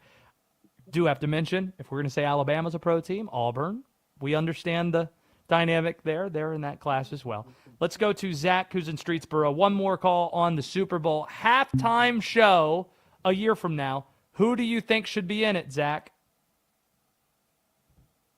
An older artist, a younger artist, but no one over 60, please. I was there when The Who played, and it was awful. So Here's what we got. I'm going to go with Michael Bublé as the headliner because he is an international superstar. However, he's safe. All his music's very dance music, good for the crowd. However, he can create just enough controversy because he's Canadian, and with the tariffs, that's going to rub some people the wrong way, but not enough that they shut the game off. However, Bieber's Canadian too. Well, he's fluent in Spanish because his wife is a supermodel actress from Argentina. So you're going to bring in more of the Canadian people. You're going to bring in the Argentina crowd, and then you mix it up and you throw as the guest performer, what's her name, Billie Eilish, because she's from Los Angeles. She brings in the younger or the female crowd.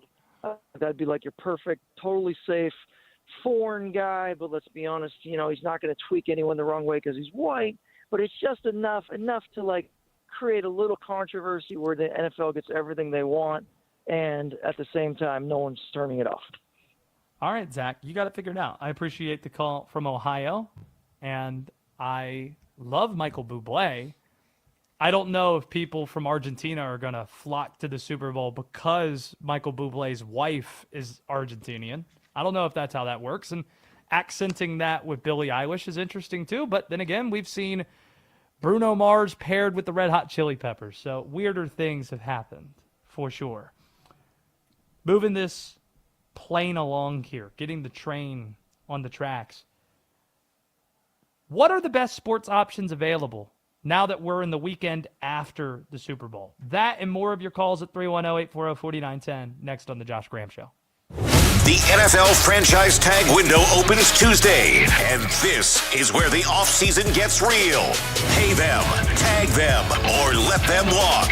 We'll tell you the moves as they happen on Westwood One Sports.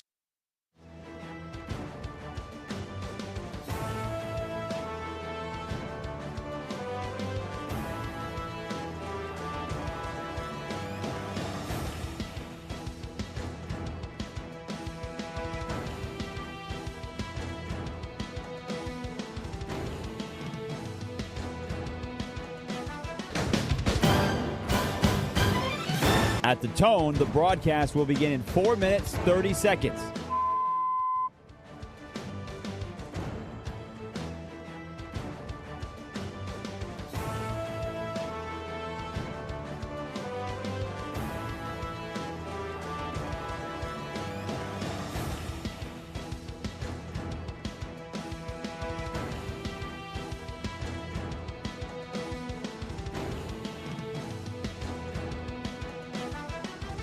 At the tone, the broadcast will begin in 4 minutes.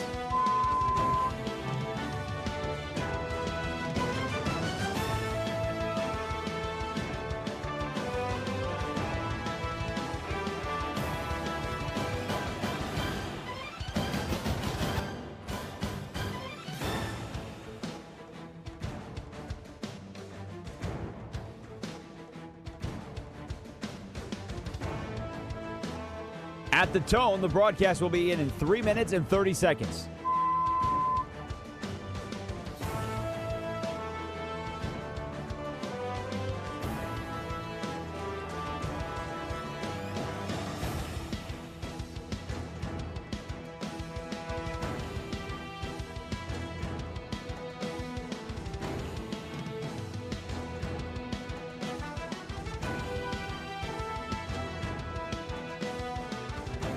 At the tone, the broadcast will begin in 3 minutes.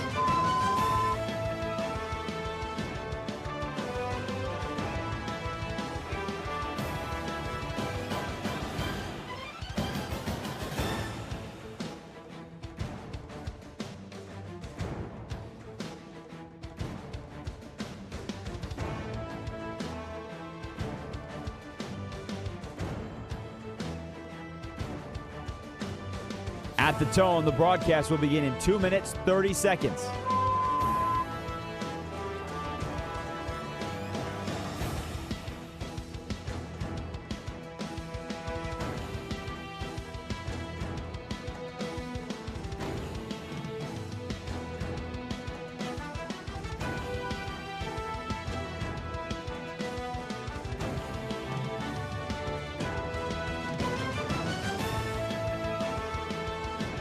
At the tone, the broadcast will begin in 2 minutes.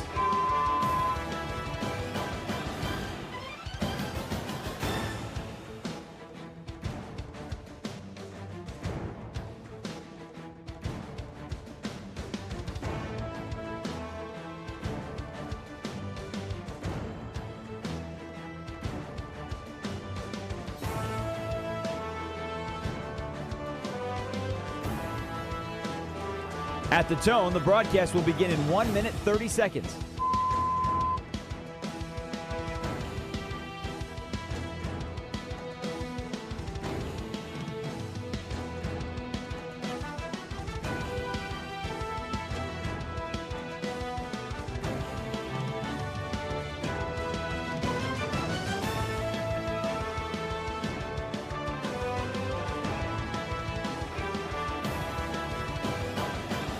At the tone, the broadcast will begin in 1 minute.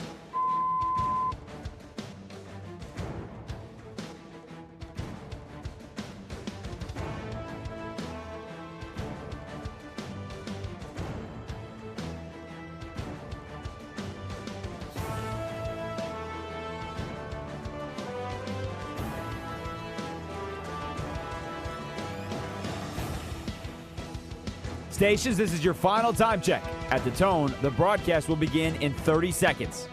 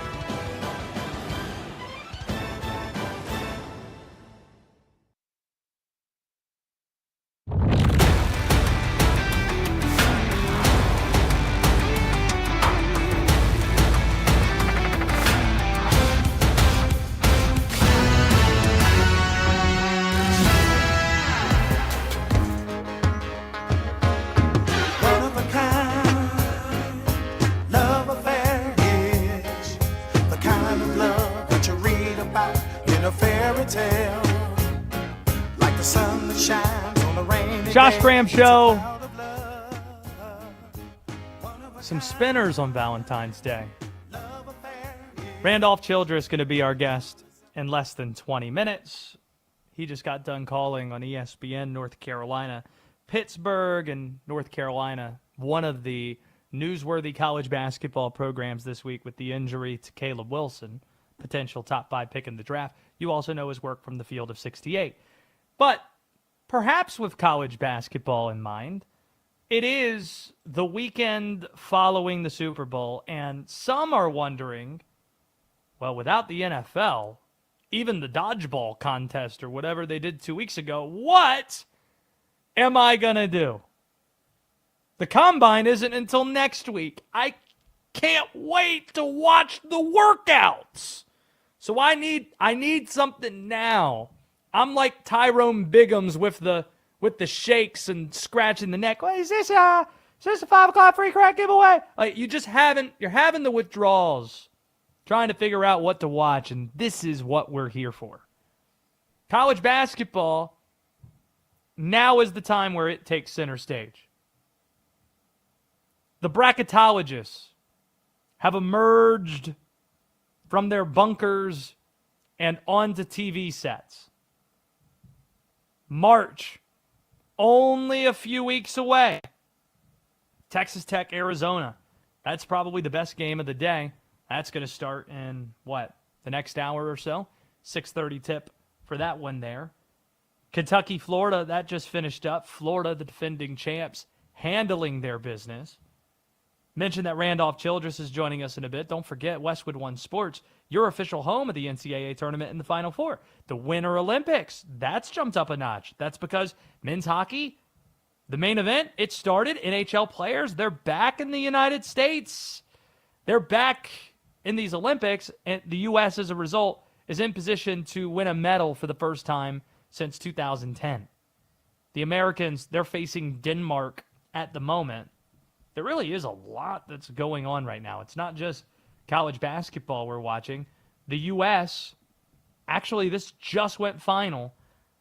Falling behind 2-1 after one period, the Americans storm back to beat Denmark 6-3. So not quite as clean as their opening win, 5-1, but handled their business against Denmark. And in terms of who was starring leading the way, Jack Eichel with 2 points. Jake Gensel and Jack Hughes had goals as well. The United States winning earlier today. If they get a run-in with the Canadians later on, especially a year removed from, you remember the Four Nations face-off that got physical? That could be a lot of fun to watch. And then you have NBA All-Star festivities where Will Dalton,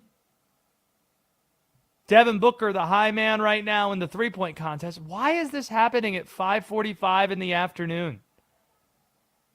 Who's right now deciding? The NBA, so many decisions just make you scratch your head. Make you wonder, what are they thinking here? This is on NBC. Is it because that the NBC is going to run Olympic coverage later tonight? So they're like, nah, we're not putting the NBA skills competition in prime time because we've got Olympic coverage? That might tell you all you need to know. All-star festivities, blah. Might as well watch the Olympics.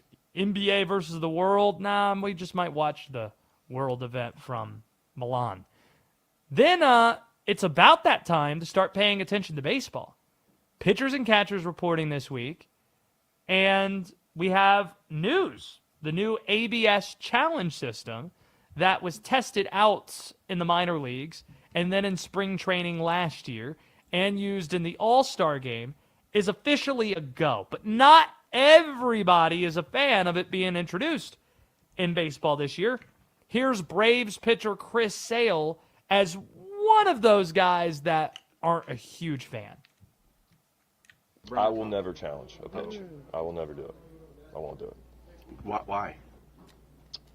Because I'm not an umpire.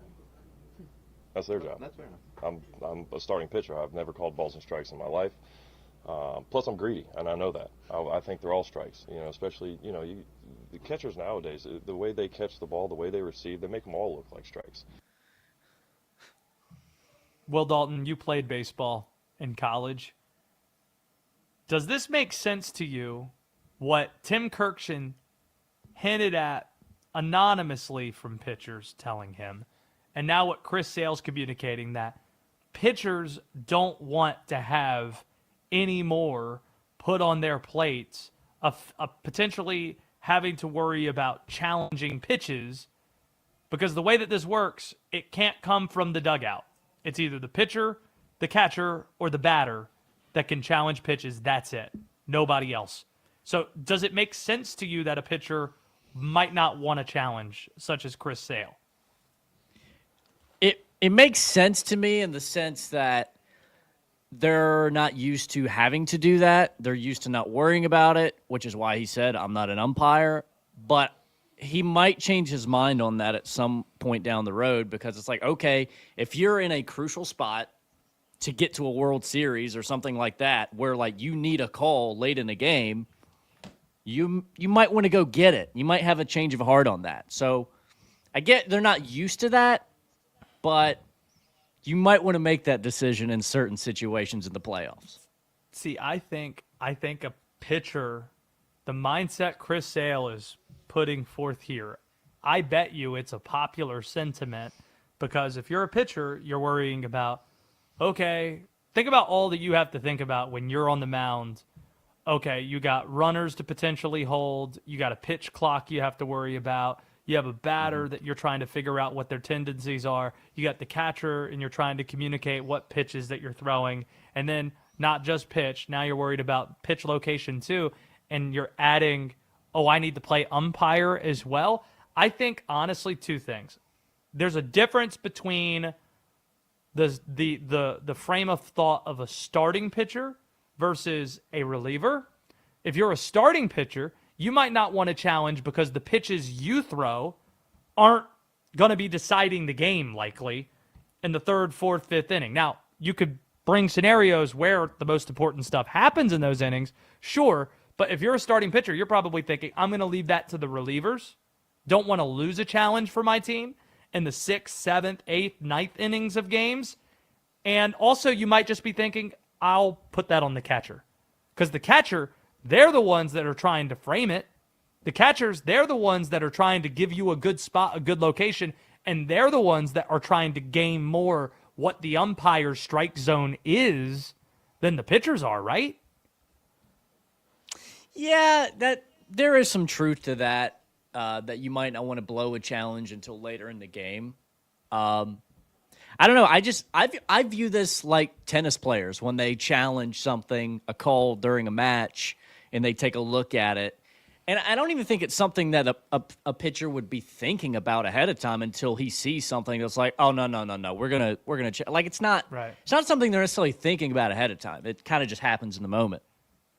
Yeah, and then if you haven't seen it yet, either in spring training or in the All-Star game, or you haven't been to a minor league game where it happens, it is a lot like tennis where it has to be initiated immediately, either by the catcher tapping his helmet, the pitcher tapping his hat, or the batter tapping his batting helmet towards the umpire. One of those three have to initiate it, no help from the dugout, and it has to be instantaneous.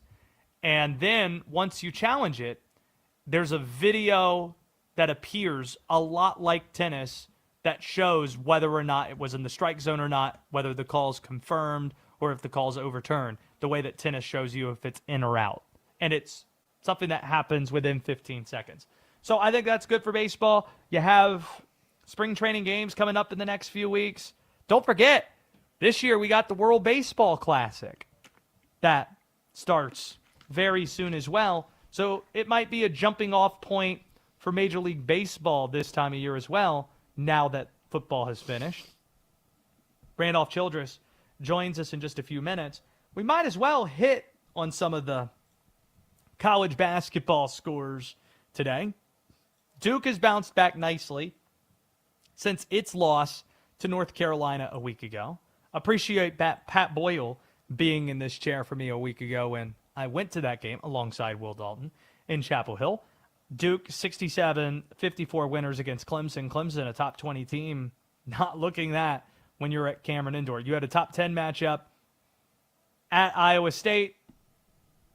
You did have Darren Peterson in the lineup, but Kansas just didn't play well on the road in this game. Darren Peterson, 3 of 10 from the field, just 10 points. Iowa State, 74-56. Right now, well, this just wrapped up a game that was carried on Westwood One Sports. Florida, 14th ranked and reigning national champs, 92. Kentucky, 83. A very high-scoring affair. And a game that's going to tip off next hour is one that's very much on our radar screens, and that's Texas Tech facing Arizona. Arizona, they just lost for the first time this year earlier in the week. How are they going to bounce back? A.J. DeBonsa's in action right now, and he has 17 points with 6:50 to go, and BYU being pushed by a mid-Colorado team, so that might be something to watch for. And then the big news of the week in college basketball is that North Carolina they lost Caleb Wilson. Broke a bone in his hand. It's a fracture in his hand. We don't know when he's going to return, but Randolph Childress just finished calling their win today against Pittsburgh. North Carolina was also without Henry Vessar in that game. So they were without their power forward and center, arguably their two best players. They still win the game, but it has people asking questions about North Carolina basketball. Randolph Childress gives us some of those answers, and he ranks this incredible freshman class that features Caleb Wilson next on the Josh Graham Show. This is Westwood One Sports.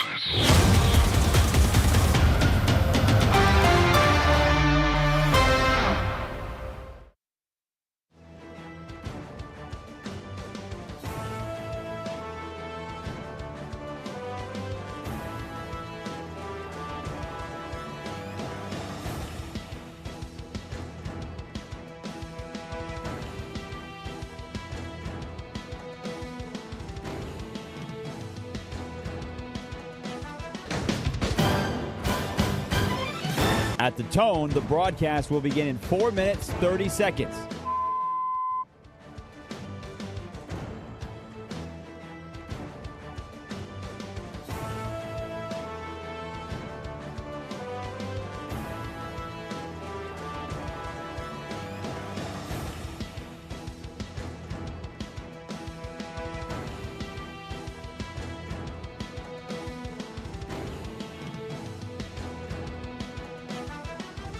At the tone, the broadcast will begin in 4 minutes.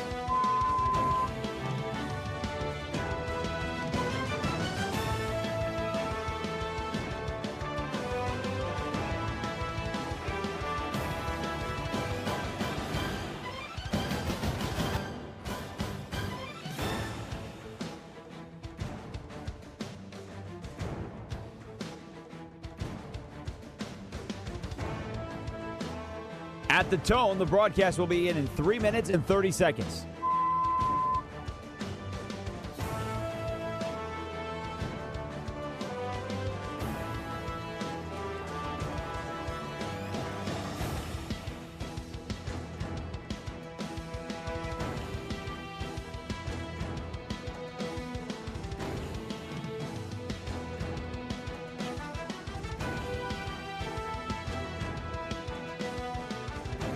At the tone, the broadcast will begin in 3 minutes.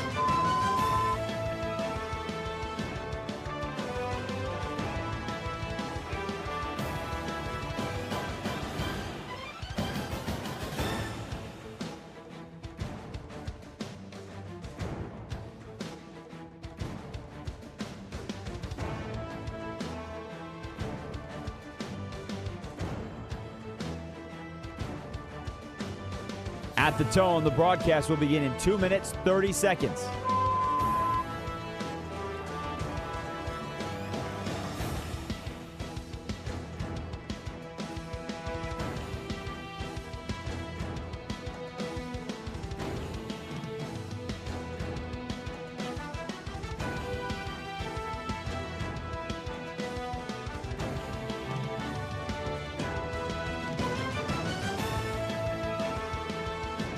At the tone, the broadcast will begin in 2 minutes.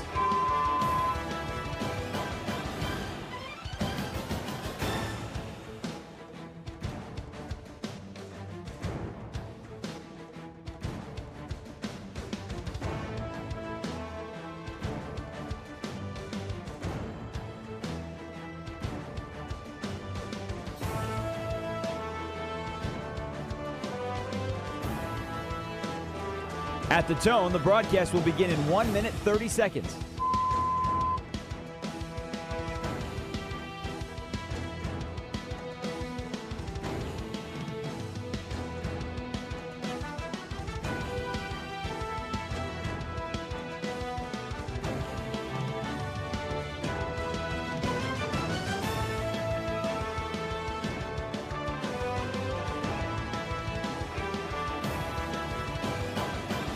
At the tone, the broadcast will begin in 1 minute.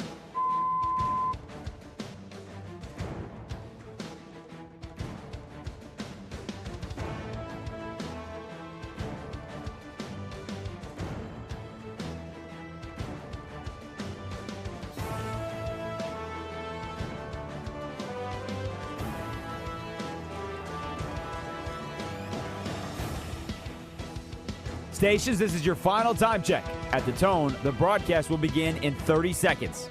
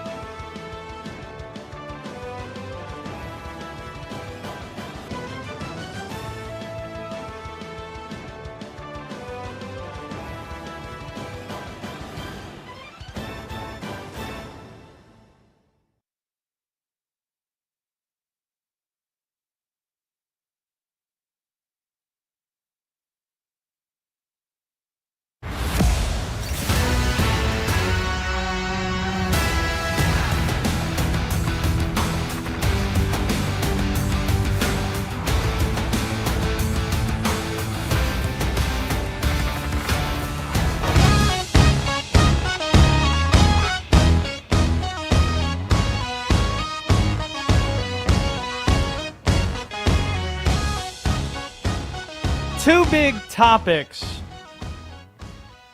kind of related to each other that we're talking about today.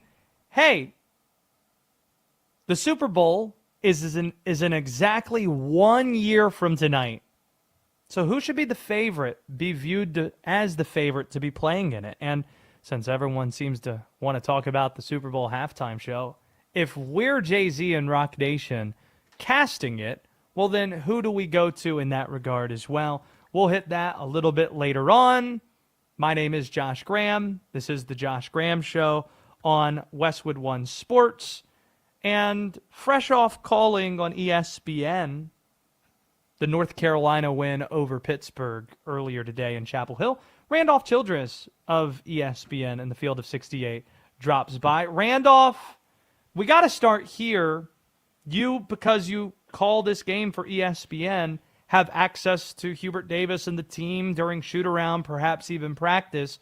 We saw Caleb Wilson say on social media that he isn't done yet. How comfortable is Hubert Davis and his staff with the timeline of Caleb Wilson?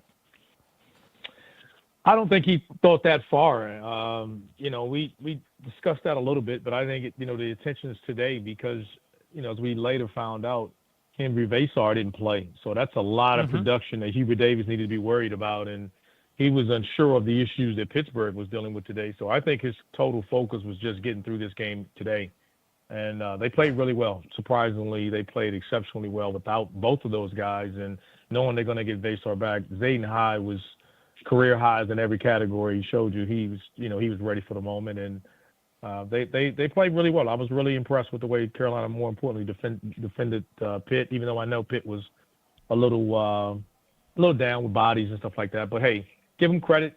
But the story's going to be Caleb Wilson, and I don't know if he'll return. It'll be all speculation on my part to kind of give him a timeline. I gotcha. It's good to have you on this national platform, by the way. Appreciate you, buddy. We've known each other for a while now. I'm looking across college basketball right now.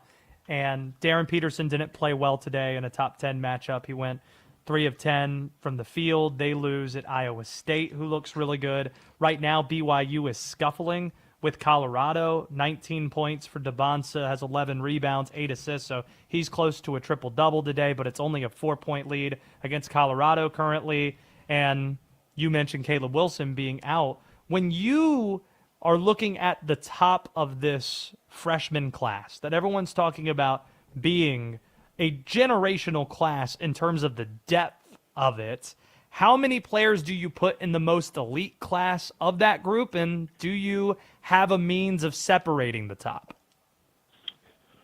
I think you worded it correctly. I think and people need to understand the difference. I think there's the class from a depth standpoint, it's where it's special. I don't know if there's any generational talents in the draft, though. No Wembanyama, no Cooper Flag. No, absolutely not. Absolutely not.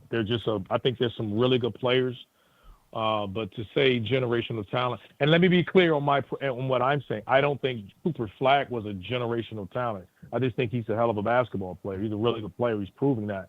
But I think when I say that, I'm thinking LeBron, Wembanyama, those type of Kevin Durant. When I say generational. But I think this class has some really good players. Start with, obviously, AJ, Darren Peterson, the main guys you hear.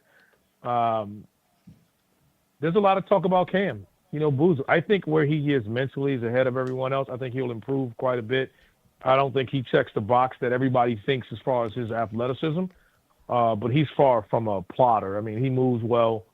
Caleb Wilson just, teases everybody with what he can become if he ever gets consistent with a jump shot. I think it gets interesting when it gets to the point guards, though, because when you start really diving deep and you're looking at Kingston Fleming, you're looking at Michael Brown, you're looking at Darius Acuff, like, who do you pick among those three guys? I think that's where it gets interesting to me. But you would cut it off at that top four. The most elite is Boozer, who was 18, 8, and 4 today against Clemson. Yes. Peterson, Wilson, and then DeBonsa in some order. I think those guards are really good. I think Darius Acuff intrigues me.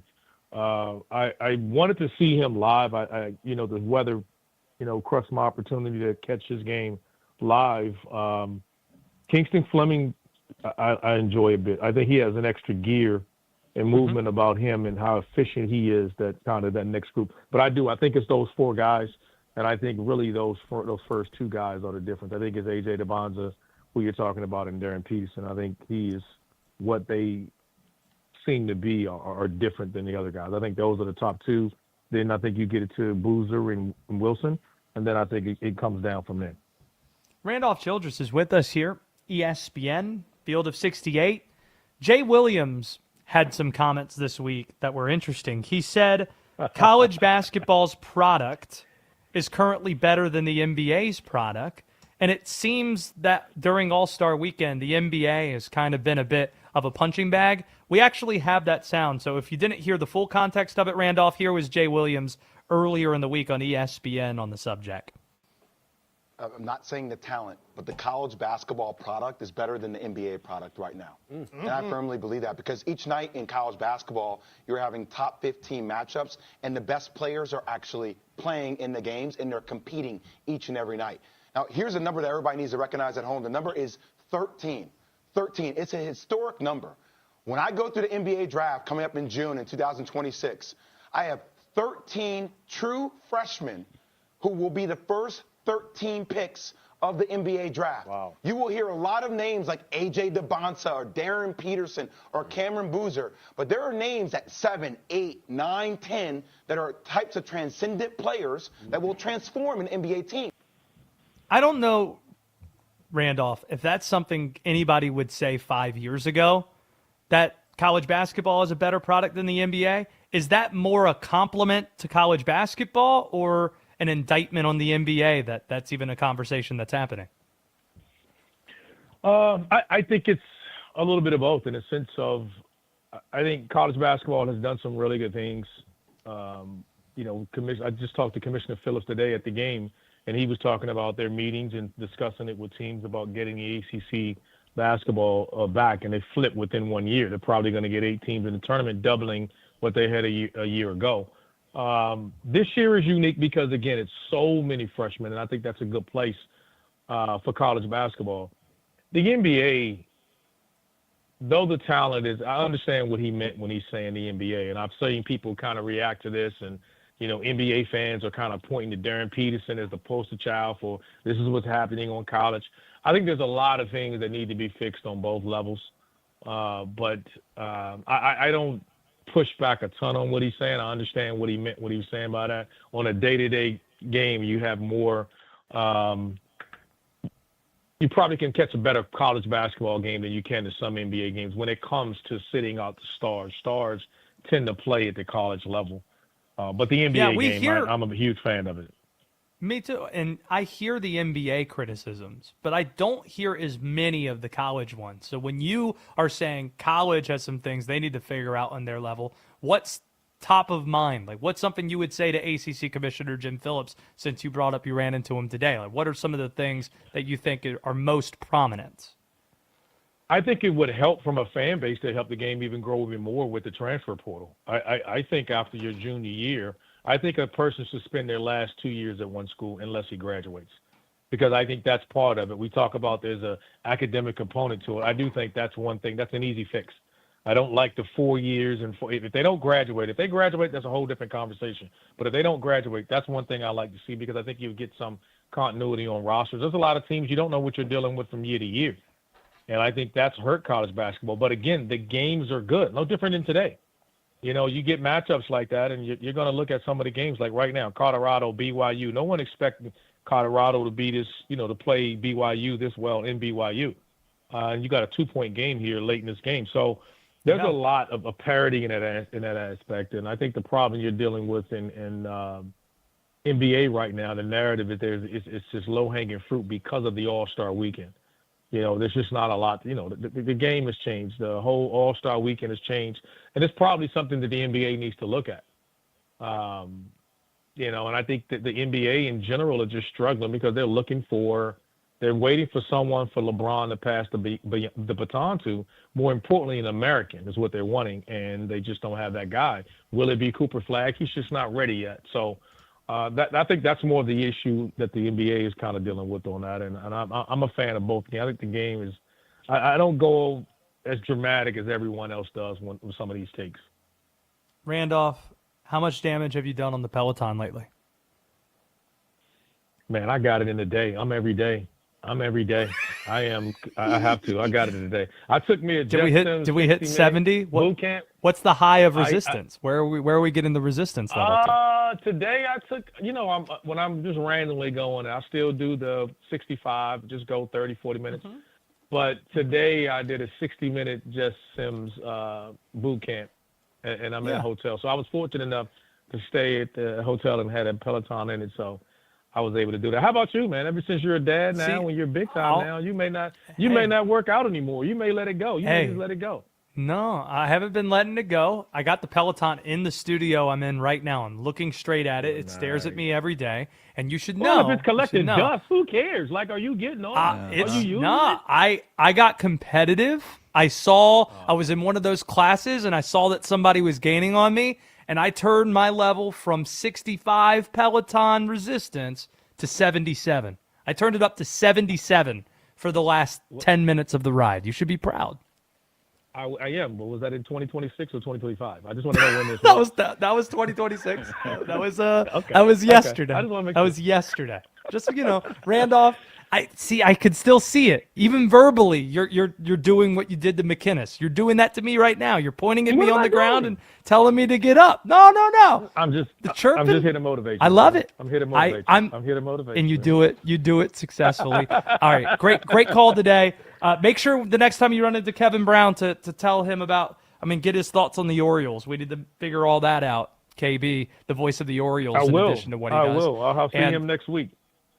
Love it. Good to hear from you. Thanks for doing this, and Likewise. We'll have to do it again sometime soon. Appreciate you, my friend. There goes. Thank you. There goes Randolph Childress joining us on the show. He is one of the best out there. Field of 68, ESPN, Kevin Brown calling games alongside. The NBA, to me, has been surpassed. And I think it's because this is the part we haven't really addressed. How much of the NBA being surpassed by Major League Baseball from a professional sports standpoint is because of the NBA versus what Major League Baseball has done? Because all of it comes off as super negative and derogatory towards the NBA. When really, I think it's baseball just as responsible for that being a reality than the NBA is. See, Major League Baseball, 10 years ago, they were the sport that everybody was on talk shows such as this one teeing off on. They were the frequent punching bag, reticent to change, the product being affected so much by analytics that it felt robotic and predictable. But then they started enforcing the pitch clock and adjusting the schedule and they got lucky. They got generational stars like Shohei Ohtani and Aaron Judge that people want to watch play. The NBA is in that place now that baseball was in 10 years ago, where the product is, all right, so many threes, no mid-range, everybody's playing the same exact way, and you're not willing to make the dramatic moves. And because of that, you have critics, national critics out there that are knocking you and even calling out the commissioner specifically. Don't we have the sound of Bill Simmons on his podcast going off to the point where it's not just criticism of the NBA, it's criticism of Adam Silver himself. This was earlier this week. To me, there's like huge fundamental issues with the league that they're just yada-yadaing and pointing to all the media money they've made and the fact that their players are famous and that everybody loves the playoffs. It's like the regular season has real issues. It's too long. Guys are getting hurt too much. Everybody is making so much money. The only reason to have 82 games is because you make money from it. And it's the first time I've really wondered, do we have the right guy running the league? Because he doesn't seem interested in actually fixing real problems that everybody can see. That's pretty pointed. And there's evidence. If you're just thinking it's a vibes thing, baseball maybe surpassing NBA, well, both sports had game 7s of their championships last year. And you would think the NBA has an inherent advantage by the fact there's no competition for eyeballs in sports in June, while October and November, those are football crossover months, and there's NBA and NHL. You got the equinox at that time. Yet the World Series didn't just outdraw Game 7 of the NBA Finals. Game 7 of the World Series had 11 million more viewers. It's 27.1 versus 16 million. And that's substantial. And the college basketball piece of this, that hasn't caught up in terms of ratings, but the product's plainly just been better. Like right now, watching Colorado face BYU. Colorado just tied the game. BYU has the ball in Devonta's hands. Fadeaway jumper for the win. Short, partially blocked, and it's going to overtime. You got a ranked team with a star that you know in A.J. Devonta being pushed by Colorado in the Big 12. And that game's at BYU. I think they're honoring Jimmer Fredette in this game. 78-78, that's going to overtime. That's college basketball.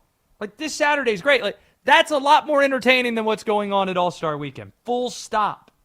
So if you're the NBA, you got to make dramatic rule changes. The way that baseball did, that's got to be you. You hear people talking about load management. You hear people talking about the season being too long. Kill two birds with one stone. Actually, fun fact, Josh Jacobs, did you know in WD that PETA does not prefer the language of kill two birds with one stone? Do you want to know what they prefer, Jacobs? I know that they hate that term. Here's what they want as an alternative. Rather than kill two birds with one stone, feed two birds with one scone. So ridiculous. WD? No? No, not at all. You can feed two birds with one scone. That's what we can do here. So if the NBA wants to feed two birds with one stone. What they could do is go down to 70 or 64 regular season games, eliminate All-Star Weekend, and say, you know what? You have no excuse for load management now because there aren't any more back-to-backs. We're eliminating back-to-backs, and over the season we're going to spread out these games so you have no good excuse to be sitting out if you're healthy. There needs to be urgency in the NBA again. And that's why college has become a better product than the NBA recently, other than Darren Peterson, who did play today, went 3 of 10. That didn't go well. The players play in the in college basketball, and the NCAA tournament is the best postseason in sports. There is one team that has amazingly flown under the radar and should actually be favored to win Super Bowl 61. That's going to be played 1 year to the night tonight, and I'll tell you what team that is next. Next year's biggest NFL story starts now. Westwood One, baby! We're getting the first reps of next season. Buckle up. The road to week 1 just opened on Westwood One Sports.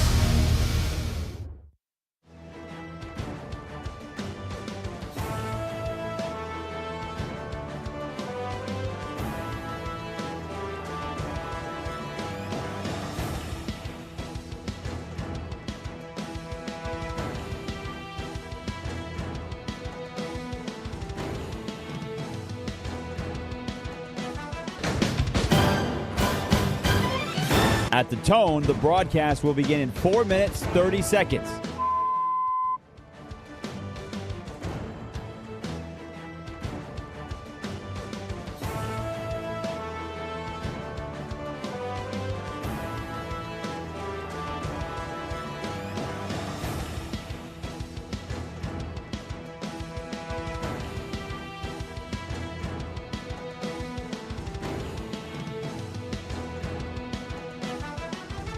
At the tone, the broadcast will begin in 4 minutes.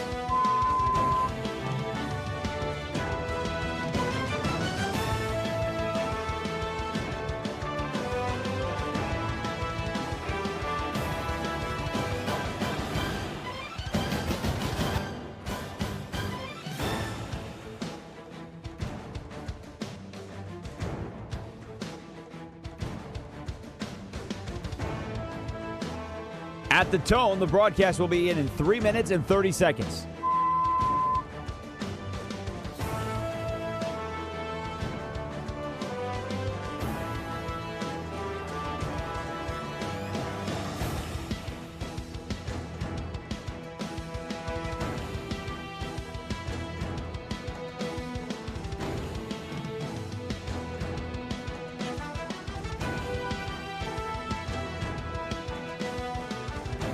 At the tone, the broadcast will begin in 3 minutes.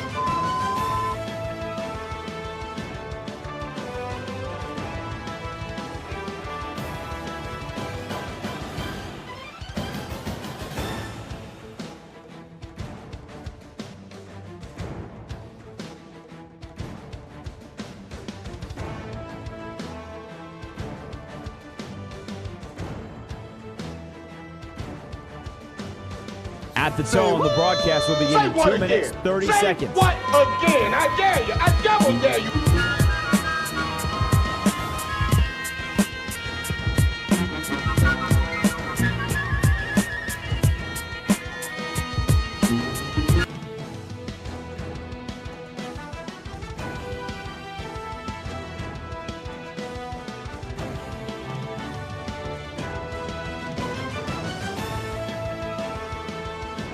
At the tone, the broadcast will begin in 2 minutes.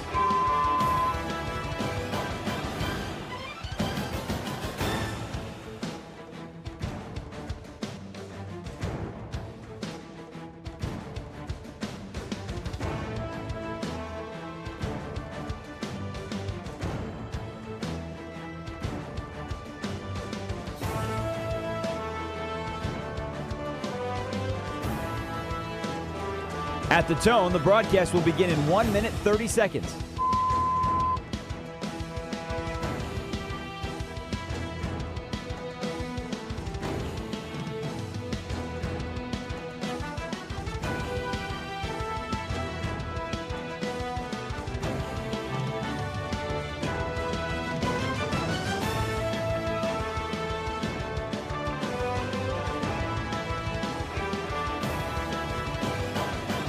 At the tone, the broadcast will begin in 1 minute.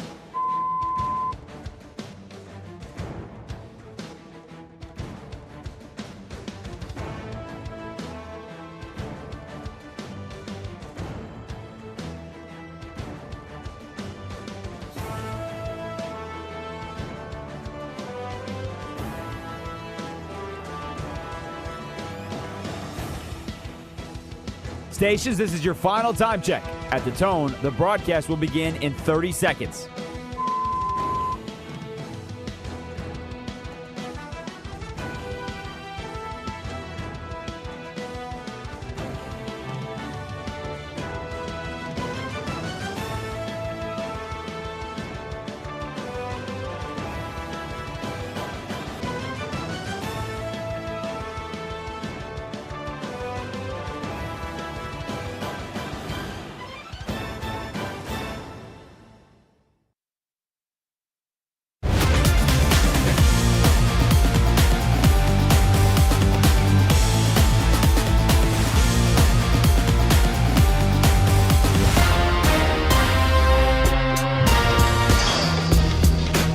Westwood One Sports presents Josh Graham. You know what makes college basketball's product even greater than what we see in the NBA? Another reason? There is video of something in the concourse visible from the court being on fire at Oklahoma as they're facing Georgia. So a basketball game's supposed to be happening, and then you just see flames billowing. Now, everything seems to be okay, but college basketball never change. 2 questions we're asking you today. 1 year from now, when Super Bowl 67 is, or 67, Super Bowl 61 is played on Valentine's Day, 2027, a year from the night, who's going to be playing in it? Who's going to win it? Who should be favored 1 year from now to win the Super Bowl? And if you are casting the halftime show, all this talk about Bad Bunny this week, that's the past. Let's push it forward. Who are you putting in the halftime show? 310-840-4910. Your last call for phone calls here before we pass the baton off Olympic style to Denton Day, who's going to be taking over at the next hour, top of next hour. The San Francisco 49ers, it's amazing to me, don't even have top 10 odds to win the Super Bowl because they should be viewed as the favorites to win it all. It isn't any of the finalists this year. The Seahawks, they're in danger of losing too much. They lost their OC. Clint Kubiak, who's now the head coach of the Raiders. Kenneth Walker's a free agent. Josh Jones is a free agent. Rashid Shaheed is. Tariq Woolen, Kobe Bryant, Drake Thomas, Jake Bobo. All of them are free agents. Are you going to keep them all? Probably not. That's how the sport works. The Patriots, they leaned very strongly into free agency, so there's some key guys that are up for them as well. That's not the most sustainable way of winning. And when you look at the Niners, this is a team that went 12-5 and won a playoff game with a vastly shorthanded roster. No Bosa, no Warner, no Michael Williams, no Kittle at the end, and many depth players as well that were on injured reserve. Yet there they were, Week 18, facing Seattle with a chance to take the NFC West with a win. This is a team without many of their best players that went 12-5 against, in a division that featured the MVP quarterback of the Rams and the eventual Super Bowl champs from Seattle. You could make a case that Kyle Shanahan should be the coach of the year this year, not Mike Vrabel. And with those guys back, the Niners should be a force. Bosa, Warner, Williams, Kittle back. The only serious free agent threat you might lose, Jawan Jennings, Kendrick Bourne, and San Francisco has $60 million in cap space to spend. And let's not forget, they're a contender. That's a place that free agents want to go. And since they technically finished third in the division this year, despite a 12-5 record, they're going to get a third-place schedule that favors them too. Now, you might be thinking, if you're really plugged in, well, Josh, you said that the Seahawks, part of the reason why they're in trouble, they lost a coordinator. They lost Clint Kubiak, who became a head coach. Didn't the Niners lose Robert Saleh, who's now the head coach of Tennessee? Yep, that's right. But who you replace the coach with is very important. And Robert Saleh is replaced maybe by an upgrade. Raheem Morris, who shouldn't have been fired in Atlanta, head coaching them in his second season, he's now the DC. And unlike Robert Saleh, he is a Super Bowl winning defensive coordinator. Won the Super Bowl as the Rams DC in the same stadium that Super Bowl 61 is going to be held in a year from now. So you can make a case it's an upgrade that they got Raheem Morris on defense rather than Robert Saleh. The Niners at 18-1, it's nuts. They should be favored to win next year's Super Bowl. But what team do you think has a better case than the Niners do? 310-840-4910. As for the halftime show, there's already, if you can believe it, lobbying happening for the halftime show. Lobbying for next year's show. The Backstreet Boys, they were in the news. Did you hear this? During a concert this week, the Backstreet Boys, they decided to make a pitch knowing that this was going to get picked up. Here was Joey Fatone doing just that at a show. Don't know what day this was. It doesn't really matter. It was this week. What do you guys think? Backstreet Boys 2027 Super Bowl halftime. Let's make it happen then. I mean, you know, why not, right? Why not? It's in LA, it's right down the street. Let's go. Why not? Why not? Maybe because it's not the year 2000 anymore. Maybe that's why not. Which was why they turned down the show, apparently. They turned down this show about 25 years ago, reportedly. But before we get to who might actually get the show, there are a couple of truths you need to consider. Taylor Swift is going to get the first call. In a way, Taylor and the Super Bowl are perfect for each other. They are last remnants of the monoculture. Things that we watch together.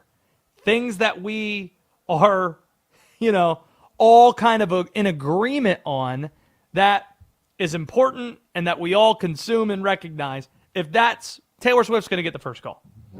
It's likely not going to be hip hop. It's likely not going to be R&B. It's likely not going to be any other language but English. It would be funny if they were bold and said, you know what? We're going to double down on Spanish.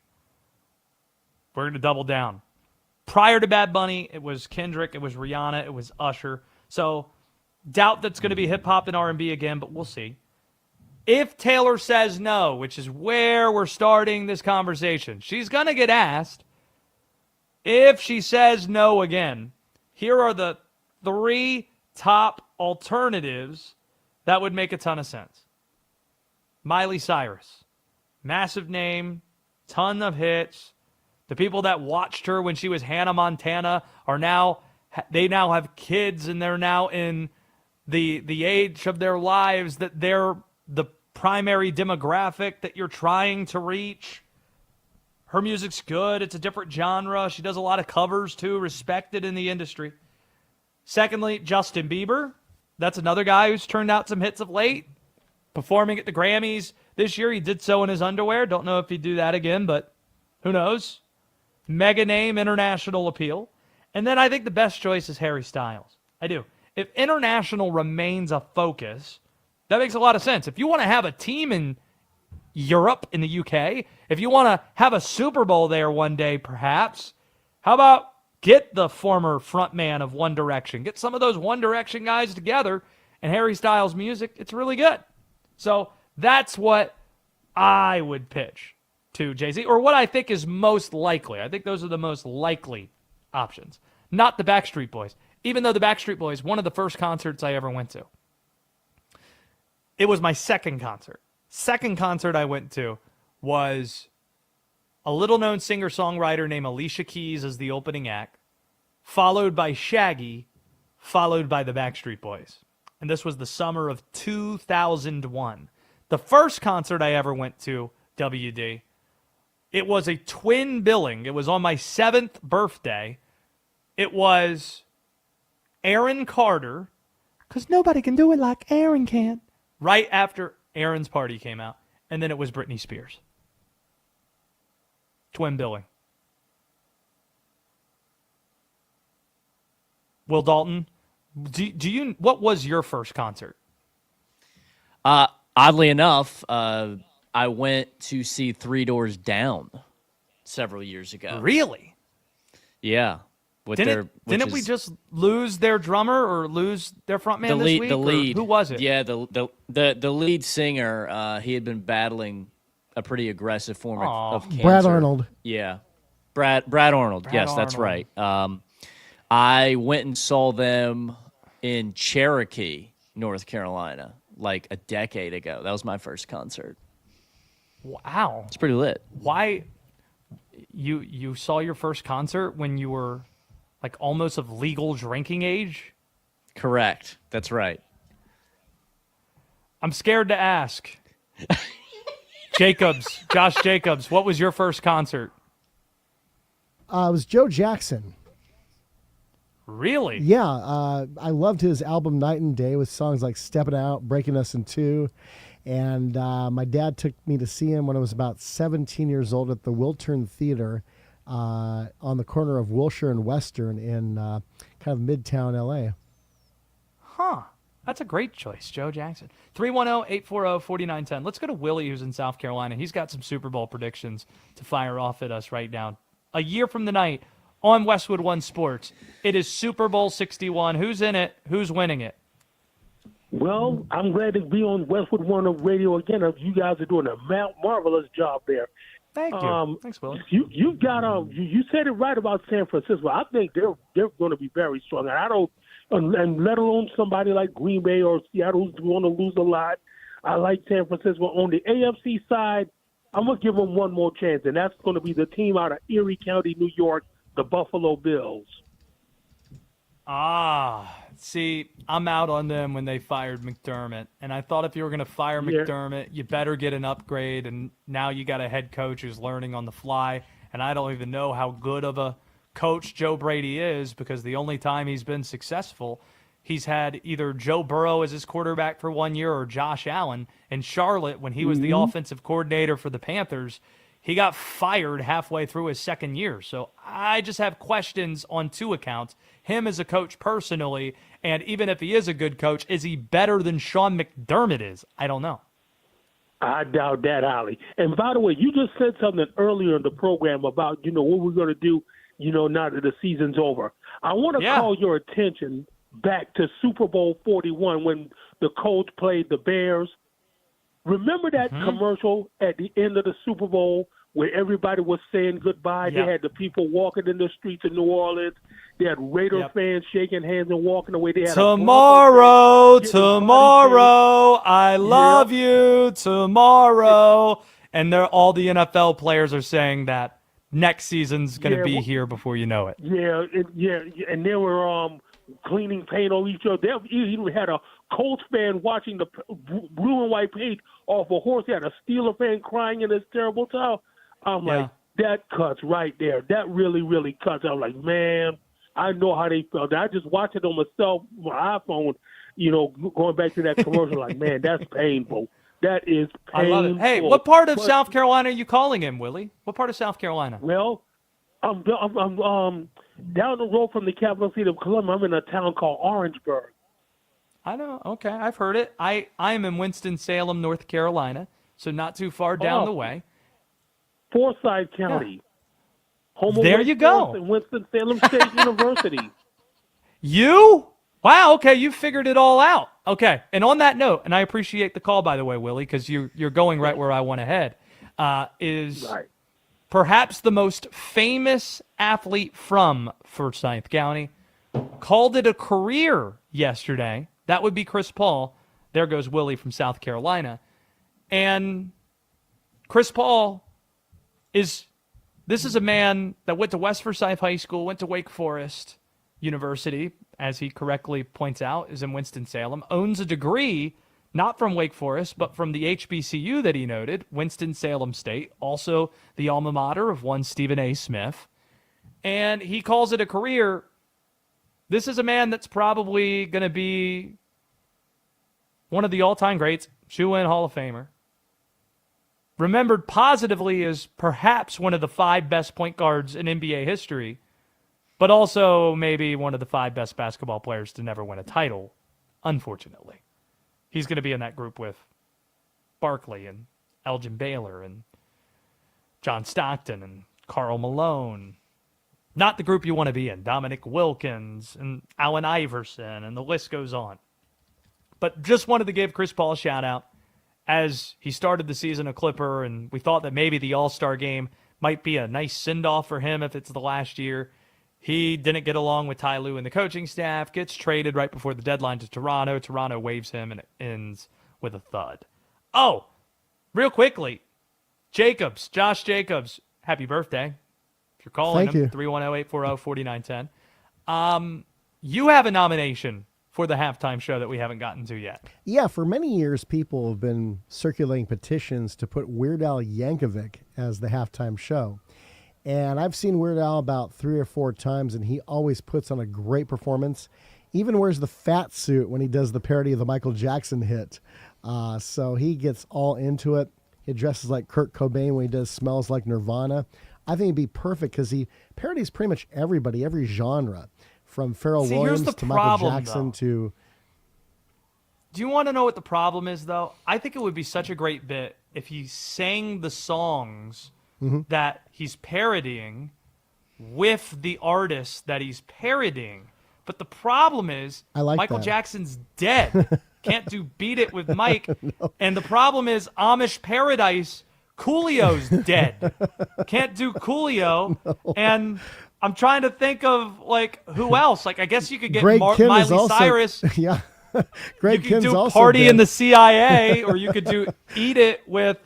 you can't do Eat It, Pharrell sadly. Williams, Tacky, Happy, and stuff. He could do that as well. And then we lost Greg Kinn last year. He did the song Our Love's in Jeopardy, and Weird Al did the parody I Lost on Jeopardy. Of course, Art Fleming and Don Pardo are both dead, too. It's like, and I'm giving up Don Pardo. Please tell me now when I didn't win. That's right, Al. You lost. And let me tell you what you didn't win. That's outstanding. 310-840-4910. Last call for phone calls. And Will Dalton, what do you have today in Put It to Bed? Find out how this guy just tried to smuggle something into prison. That's next on the Josh Graham Show. Today, 2 of the SEC's hottest teams collide. Number 25, Kentucky. Number 14, Florida. 3 Eastern tip on Westwood One Sports and the Westwood One Sports app.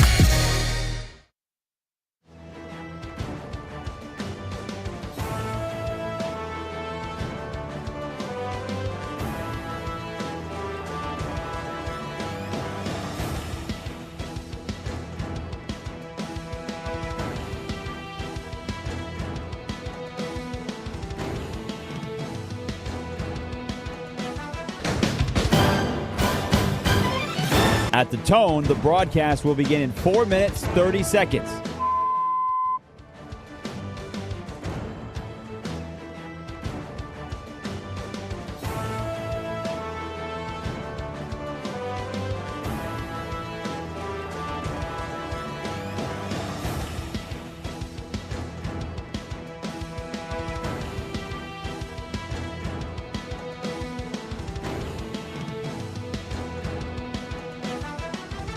At the tone, the broadcast will begin in 4 minutes.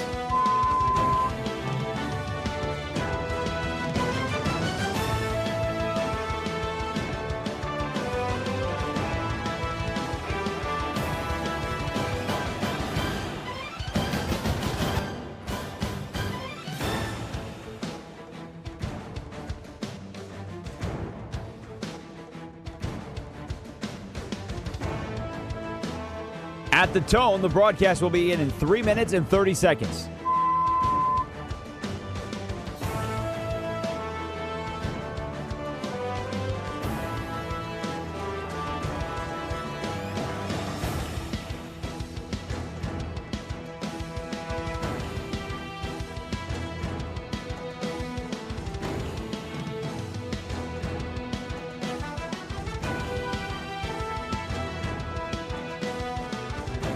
At the tone, the broadcast will begin in 3 minutes.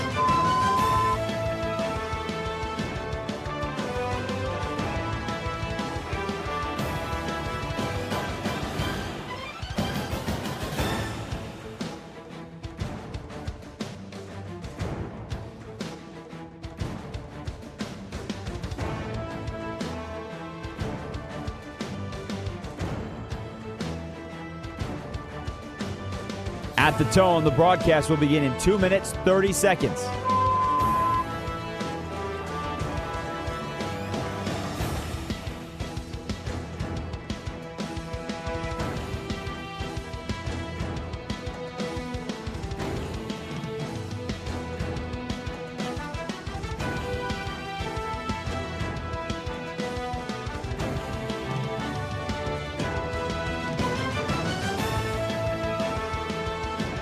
At the tone, the broadcast will begin in 2 minutes.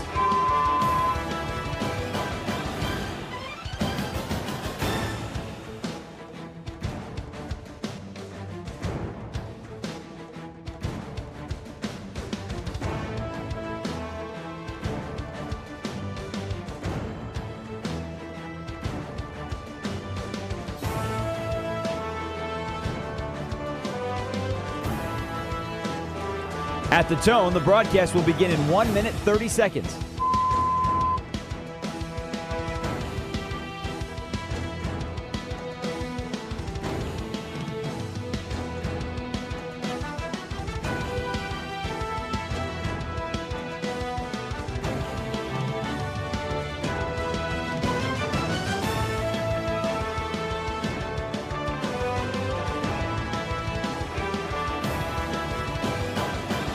At the tone, the broadcast will begin in 1 minute.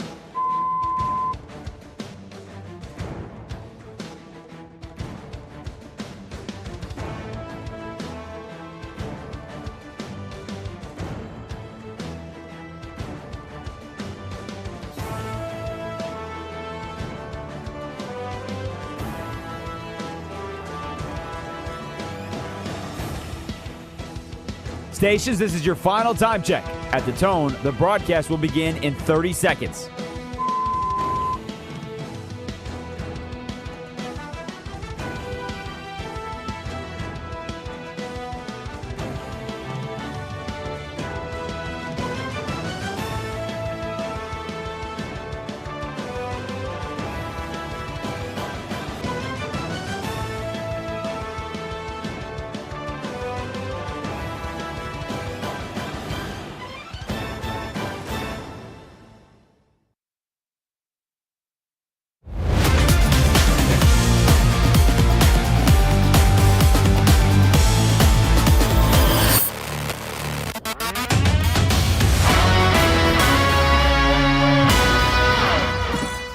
Westwood One Sports presents Josh Graham.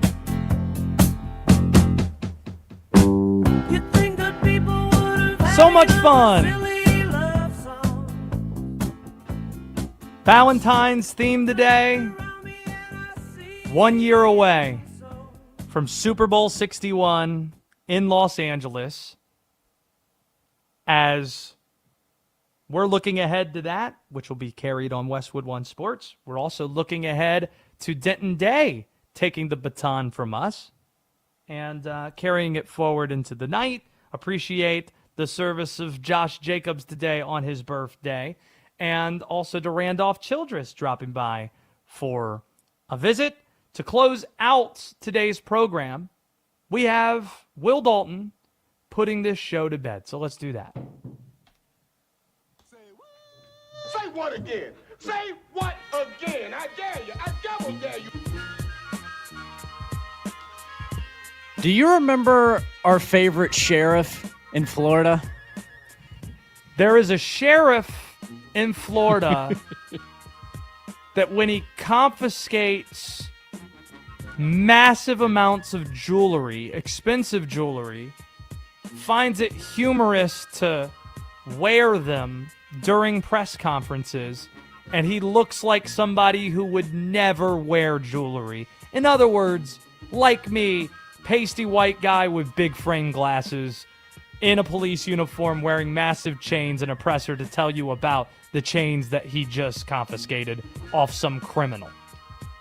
Yeah, his name's Grady Judd.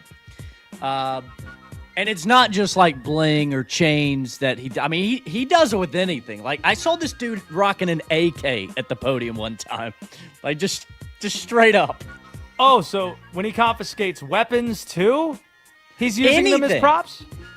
Yeah, the dude was just holding an AK at the podium. He's great. I wish you could find pictures of this that we could use and put this forward, because Grady Judd is a gem, and generally he's got like red cheeks, and it's hilarious when you see it. But here's the thing, I'll be honest, I've never heard Grady Judd speak. I don't know why he does this, but the memes are outstanding, and I just see it put forth, and it's very entertaining. What is he up to now? It's not AKs. It's not jewelry. It's not AKs, and I might have us a photo of that on the way. By the way. Oh, you do? Okay. This is an encouragement for people to watch the show in addition to listening to it, because we're on X at Josh Graham Show. We're on YouTube, Westwood One Sports Night feed. There he is. So we got Grady Judd. I'll paint the picture for the audio audience. We've got an AK. We've got him with glasses and receding hairline holding an AK. Okay, so what's he getting into now? So I don't think he's going to want to show his latest confiscation, because this guy, he got arrested, and he's now facing multiple charges because he tried to smuggle a thermos into prison with him. Don't tell me. And there's only one place to put the thermos. It's where he stored it or attempted to store it. We get the idea. Happy Thanksgiving. Happy Thanksgiving, everybody. Isn't that what Dan Snyder said when it was Christmas time or New Year's? Wishing everybody a happy Thanksgiving. Yeah. But it's this guy, it is. And this guy's 51, and it looks like they gave him a break on this, though. Believe it or not. They believe it's not a big deal when you sneak the thermos in. It is a little bit. And they also found meth inside the thermos. That's what he was trying to smuggle in there. So yeah. But Grady Judd, there's no pictures of Grady Judd holding this thing up for everybody for obvious reasons. I don't think so. I don't think it's very aesthetically pleasing. I am interested why they went light on this person who did this. Is this a lot like the Clippers and Steve Ballmer seemingly getting light treatment, maybe because the circumventing of the cap with Kawhi just didn't work? It's like, hey, you ended up trading James Harden and Zubac, and hey, we understand that you're trying and that the owners, are who the NBA actually work for, and you make more money and have more money than all the owners combined in the league multiple times over. At least you're trying.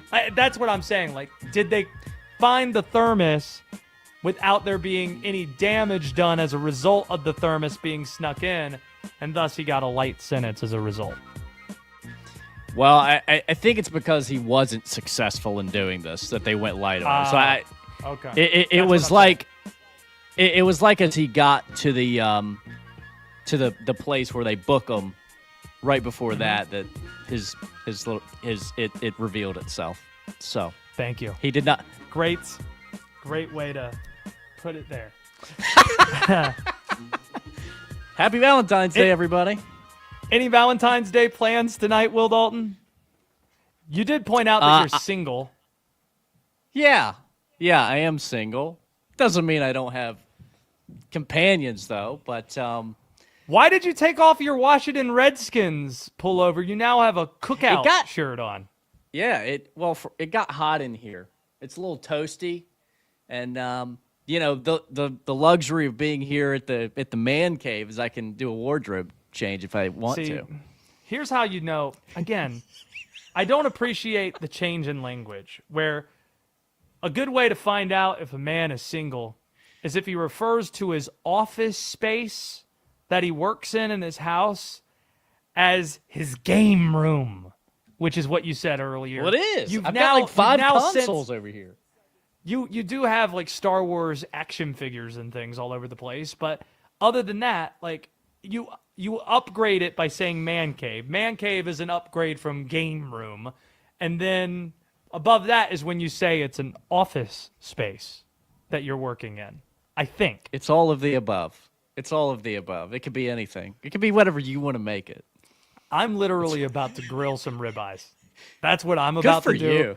And that's how I plan to spend my Valentine's Day. I just now realized that Josh Jacobs' birthday is on Valentine's Day, and that's not something that changes every year. No, it doesn't. So next year, Josh Jacobs is going to have a birthday and Valentine's Day and Super Bowl Sunday all the same day. Hope Josh Thank Jacobs you for your is in service it. and happy Thank birthday, you. Josh Jacobs. Will Dalton, welcome to the team. This has been the Josh Graham Show. This is Westwood One Sports.